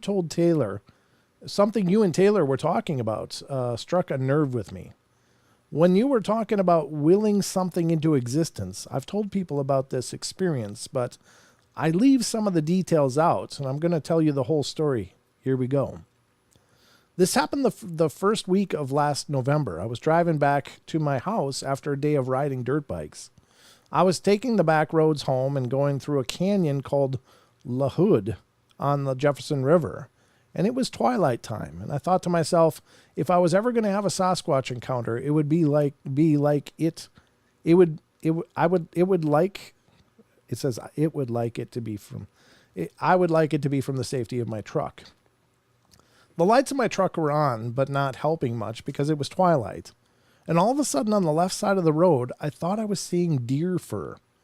As I got closer, I could tell it was 4 upright walking figures. My brain was telling me that those had to be hunters wearing all the same camo. But as I passed them, I looked in my rearview mirror, and the one in the back threw its arms up. My first thought was, damn, those are some long arms. Those figures had bodies like basketball players. So at this point, I'm thinking these hunters must have been having car problems and are walking to a little town called Cardwell. So I decide to turn around and see if they need help. I go back to look for them, and I'm looking hard for them on the right side of the road because they were walking so close to the white line on the highway, and I didn't want to hit them. At this point, I made it back to the Lewis and Clark Caverns, and I know that there is no way they could have walked this far. I turn back around and start heading back the way I was originally traveling. Now, I'm looking out towards the Jefferson River and the railroad tracks that run alongside the river, and I see them walking on the railroad track. The figures are about 125 yards away. I pull over and roll down my passenger's window and I yell, "Hey, do you guys need help?" All of a sudden, those figures started to run down the railroad tracks, but it looked like they were rollerblading or gliding. Now I'm standing on the driver's side floorboard looking over the top of my truck, and I yell one more time after yelling again, they all dropped off on the far side of the tracks, and I can see their heads popping up looking at me. I had the creepiest feeling come over me. So I got back on the highway and took off. Now, to be honest, I could not identify these figures with 100% certainty, but I was thinking very hard about Sasquatch encounter from the car. Your last episode with Taylor, you guys talked about willing things into existence. Is that what just happened? Wow. That's a powerful thing. And in the interesting thing now, could it have been a premonition? So if something pops into your mind and then it ends up happening, is it for sure something you willed into existence, or could it just have been a sort of premonition or precognition of something that was going to happen? Well, yeah, because if you will it, that means it's like an active want for something to happen. Sure. But there wasn't any, as far as what I think of willing, that there wasn't any willing in that story. Just more, it sounds more like a premonition. Yeah. It does. I mean, it does. And that's where it gets to be kind of muddy. So is it precognition or is it a manifestation? Now, again, I really do believe this. The more I think about it, the more I think that there's merit to this thought, but that when we see them, I don't necessarily know if it's them coming in and out of our experience or if it's us tapping into their experience. In other words, an awareness that we don't normally exhibit comes into alignment for whatever number of reasons.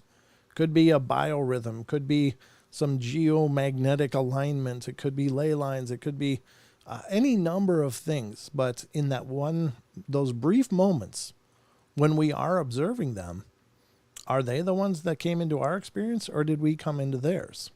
Did we have an awareness of them that normally we don't have? And I think there might be something to that. Again, it's a wild theory, and I don't know how you could have substantiated either way. So it's either precognition, like just by some odd chance he felt this coming. I've experienced precognition personally, and I think most of us have. You ever have a bad feeling, and then the bad feeling kind of manifests itself? Is that manifestation, or is it precognition? And I don't know that it's always real clear. It could be both, or it could be neither. It could just be chance. I mean, you can't nullify the possibility of chance, but what is it? And so, again, what do you think, Sheldon? Well, this actually has to do with a video I literally watched earlier today, hopefully serendipitously, but it had to do with the fourth dimension that we cannot perceive and how it works. Because I was thinking, like, how would that work? Like, how would you see things? It's so I cannot describe it. It's Sure. really complicated, but basically we can only perceive 3 dimensions. Mm-hmm. And it tried to show what it would look like if we could perceive the fourth one. And it's really interesting, and it makes sense how we might not be able to perceive certain things, because maybe these things exist in those 4th/5th/whatever dimensions that we literally can't perceive, unless, other than these brief moments, we can maybe. Yeah. Well, I think, we often, have heard of the pineal gland, and how in most people it's not real active, or it's calcified due to maybe fluoride or any number of ideas. But it really, I mean, like the Eye of Ra and such in Egyptian hieroglyphs, is basically, many people think of the depiction of the pineal gland in our brain. But what is now the belief also is that with young kids, that's a much more active place than as they age, much like the thymus that somebody was talking about yesterday. Right. What? No, I'm saying right. Because So I remember we talked about that. But is these moments when we are activating that through whatever reason? Are we activating just by chance, or by raising our vibration, or any number of things? And it's not really possible for us to know, I guess. At least not knowing what we know now. We'd need to know a hell of a lot more about the nature of the universe and all of that. But I don't know. I think really that maybe these glimpses are us peering into their dimension, so to speak. And their dimension doesn't have to be this whole alien place. It could be a mirror of our own. There might be the exact same things very similarly in their world as, and then we're just peeking through that veil, so to speak. And much the same way that we see spirits. Are we coming aware of the spirit world or the realm in which they exist? Are we seeing that, or, is that what's happening when you see a manifestation? And maybe it is. I don't know. But yeah, I'm not patting myself on the back. It's just a curiosity. I don't know. I just have so many questions, and that's again what this whole journey is about for me personally. It's just trying to figure out what the hell's going on. But very cool story. I think that's a phenomenal account. The fact that he said that we hear that so often when people observe these beings moving, the grace, the fluid motions, and he said it looked like they were more rollerblading than running. But I mean, that sounds like a pretty good explanation of the graceful motion that they look like they were gliding. It's such a smooth motion. It makes sense, because they have to be that sneaky, especially with those big bodies.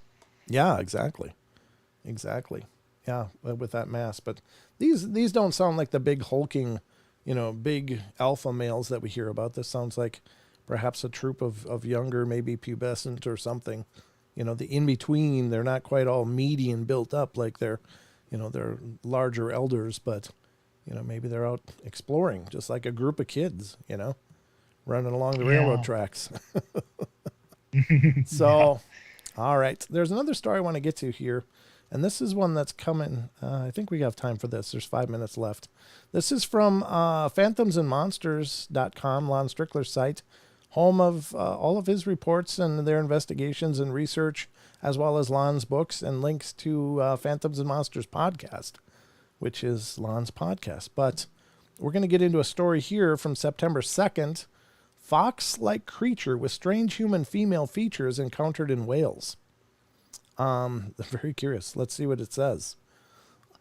A Welsh boy encountered a cryptid canine creature in the countryside near his home.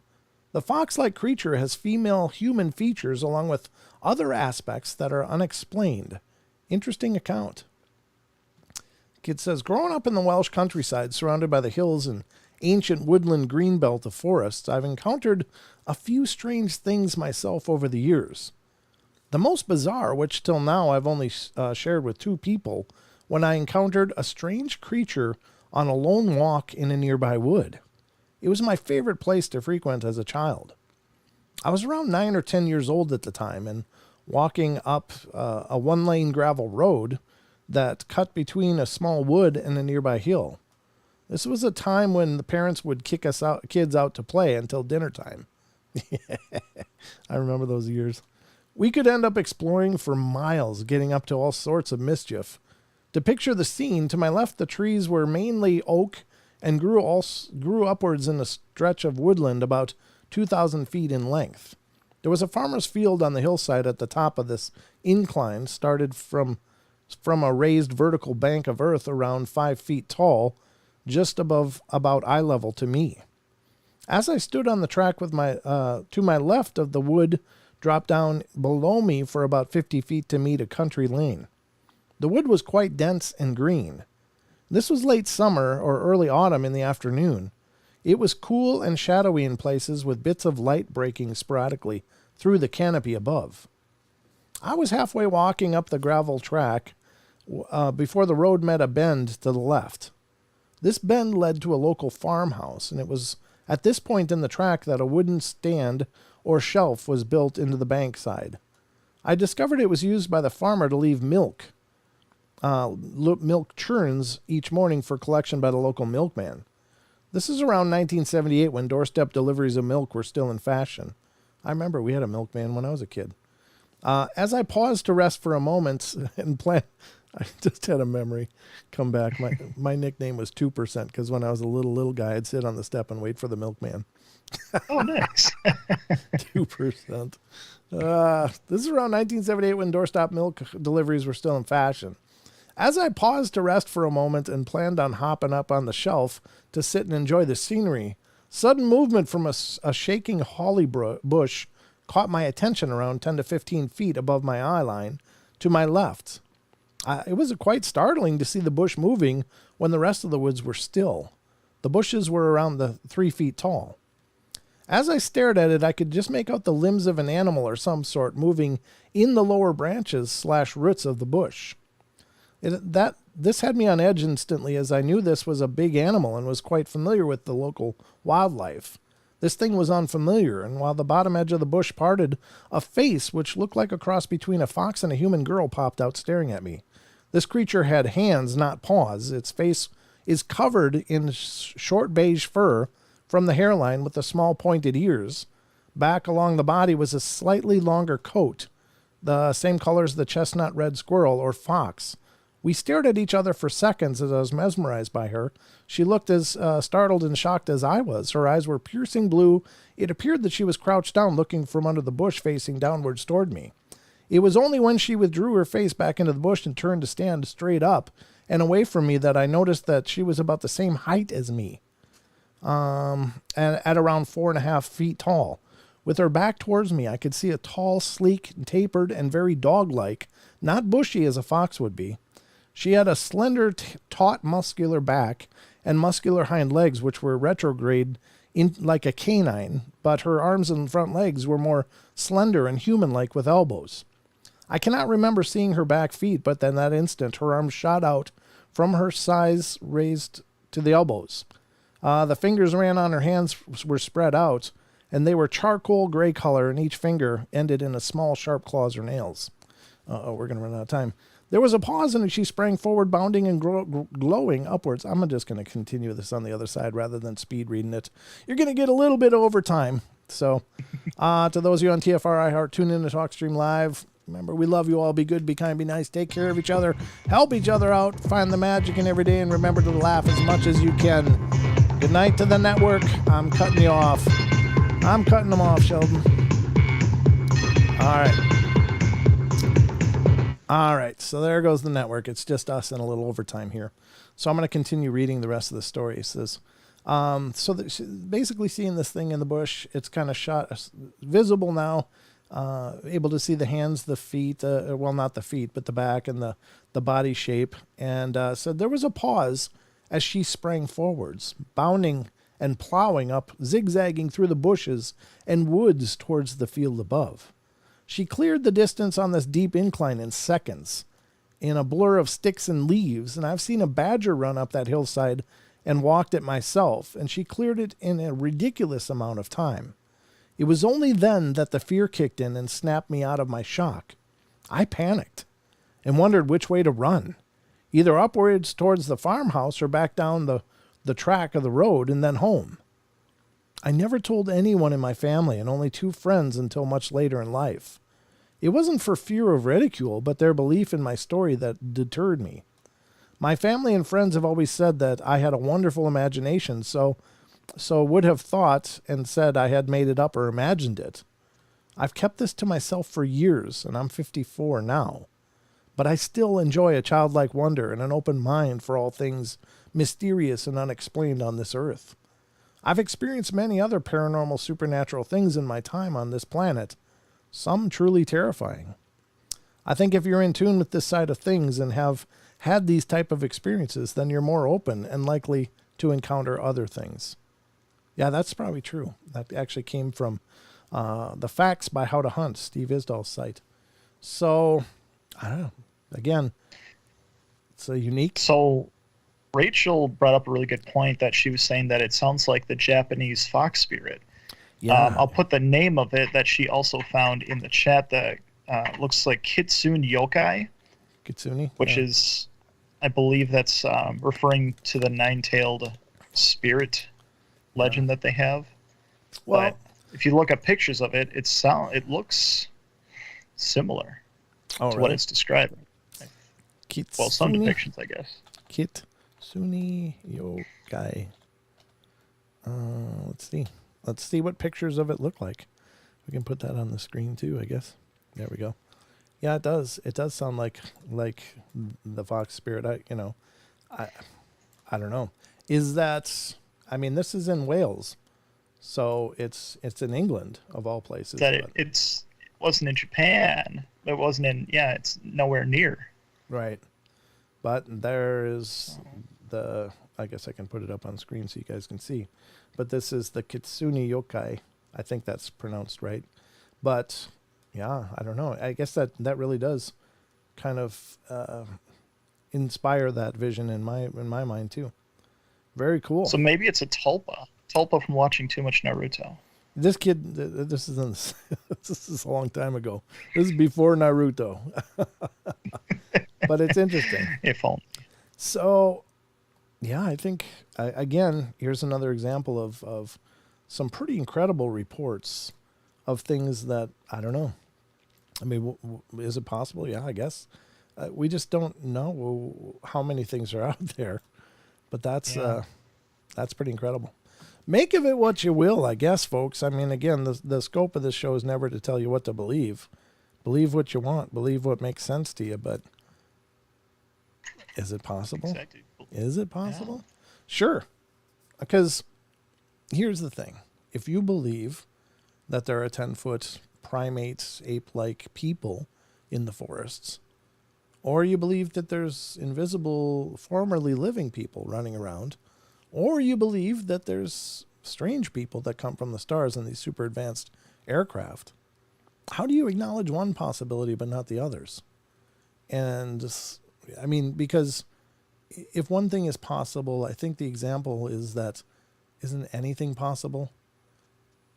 In my opinion, it does. I don't know how you can say, well, I believe that there's 10-foot tall primates in the forest, but I don't believe in ghosts.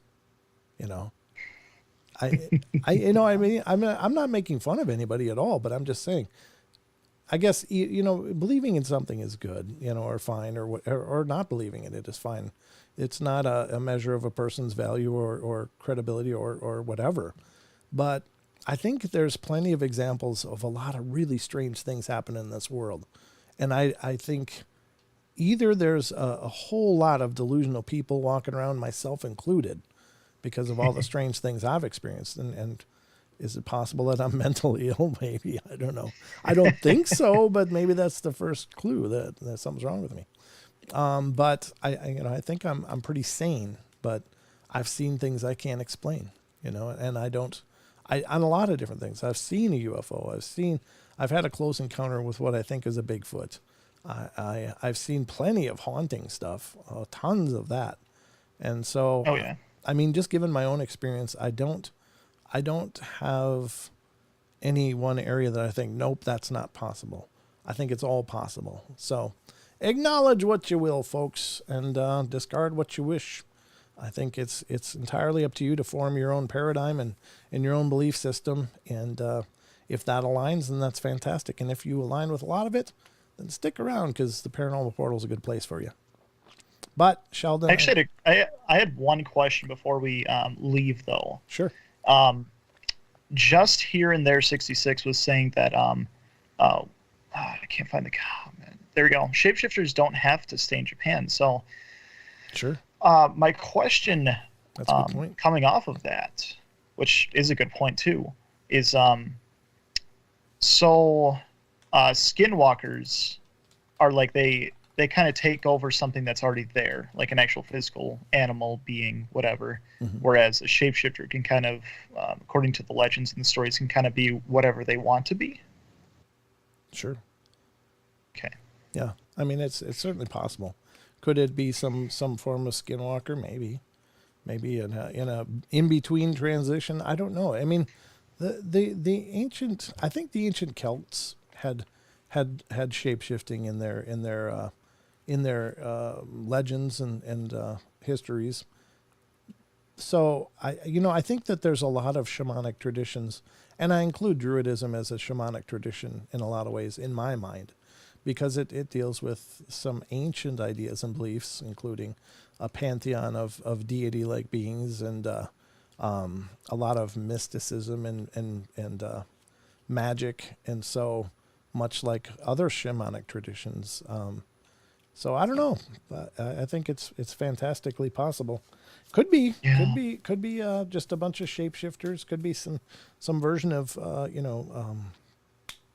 esoteric or occult kind of practices where the occult is a lot of histories of the occult talk about levitation and invisibility and possibly shape-shifting. There's beliefs that a lot of those things are possible. So maybe they are. Maybe there's some things that can be tapped into that we just don't know are possible. But we've got these Western ideas, so I don't know. Yeah, true. We got this modern thinking, and so it gets in the way of possibilities, and that's fine too. So I don't know. I don't have any conclusions, but I love the mystery. I love the exploring the possibilities, and I really thank you all for being here with us as we go through these shows, and thank you into the chat for all of your input. Have fun at Phenomecon. Thank you, Maggie. See you whenever. Great show. Yeah, I'll be streaming. As I said, I'll be streaming, so watch for the notifications. I will try to give notice on Facebook before I stream, but they might just be impromptu, depending on what's going on. Like, ooh, I got to get this on the stream. I might just launch a stream. I don't know. I don't know what I'm going to do. But I'm going to try to have a good time. I'm going to meet whoever's there. If any of you are there, I'd love to meet you. Stop by our table and say hello, or catch me as I'm walking around. Whatever you want to do. But let's see. Sheldon, could you plug in the Discord again, please? Yeah, so if you guys want to stay in touch with us in the community and keep involved with these questions of the week, because honestly, I love reading all of your guys' comments and thoughts and feelings on these different topics. I love the discussion behind it. If you guys want to do that, I'll post the link right in the chat for you guys here, and then you can join up and stay involved. Absolutely. Well, thank you, Sheldon. It's been a pleasure as always, my boy. And thanks for joining me here on the portal.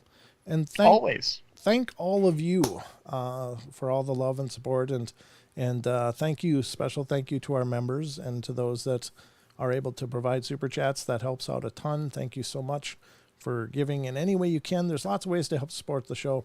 Certainly monetary is one way, but just by being here is a big support. Hitting the likes, sharing these episodes on your social media goes a really long way in helping people find us and discovering the shows. And, that helps us a ton. And please keep watching for the podcasts. We have podcasts as well. If you're not familiar with that, you can find it on all the major platforms. So by all means, look for Paranormal Portal on Spotify, iTunes, Pandora, Stitcher, Google Play, iHeartRadio, wherever you're listening to podcasts, we got them there. So check them out as well. Thank you so much. And that's all I can think of right now. So just watch the social media on Facebook.com/Paranormal Portal Radio for any new announcements or any other information, or find and join the Paranormal Portal fans group on Facebook as well. You guys can join in over there. And of course the Discord, plus my own personal Facebook page if you like. I'm running out of friends possibilities there though, because I think I'm getting close to 5,000. So might not be able to take more friendships pretty quick, or I got to go through and clean up a bunch of junk. I don't know. But anyway, I guess this is the part where I say, love you all. Be good, be kind, be nice. Take care of each other. Help each other out. Find the magic in every day, and remember to laugh as much as you can. And we'll talk to you soon as I can. We'll, again, just watch for the impromptu streams. They'll be happening. But good night, everybody. Good night.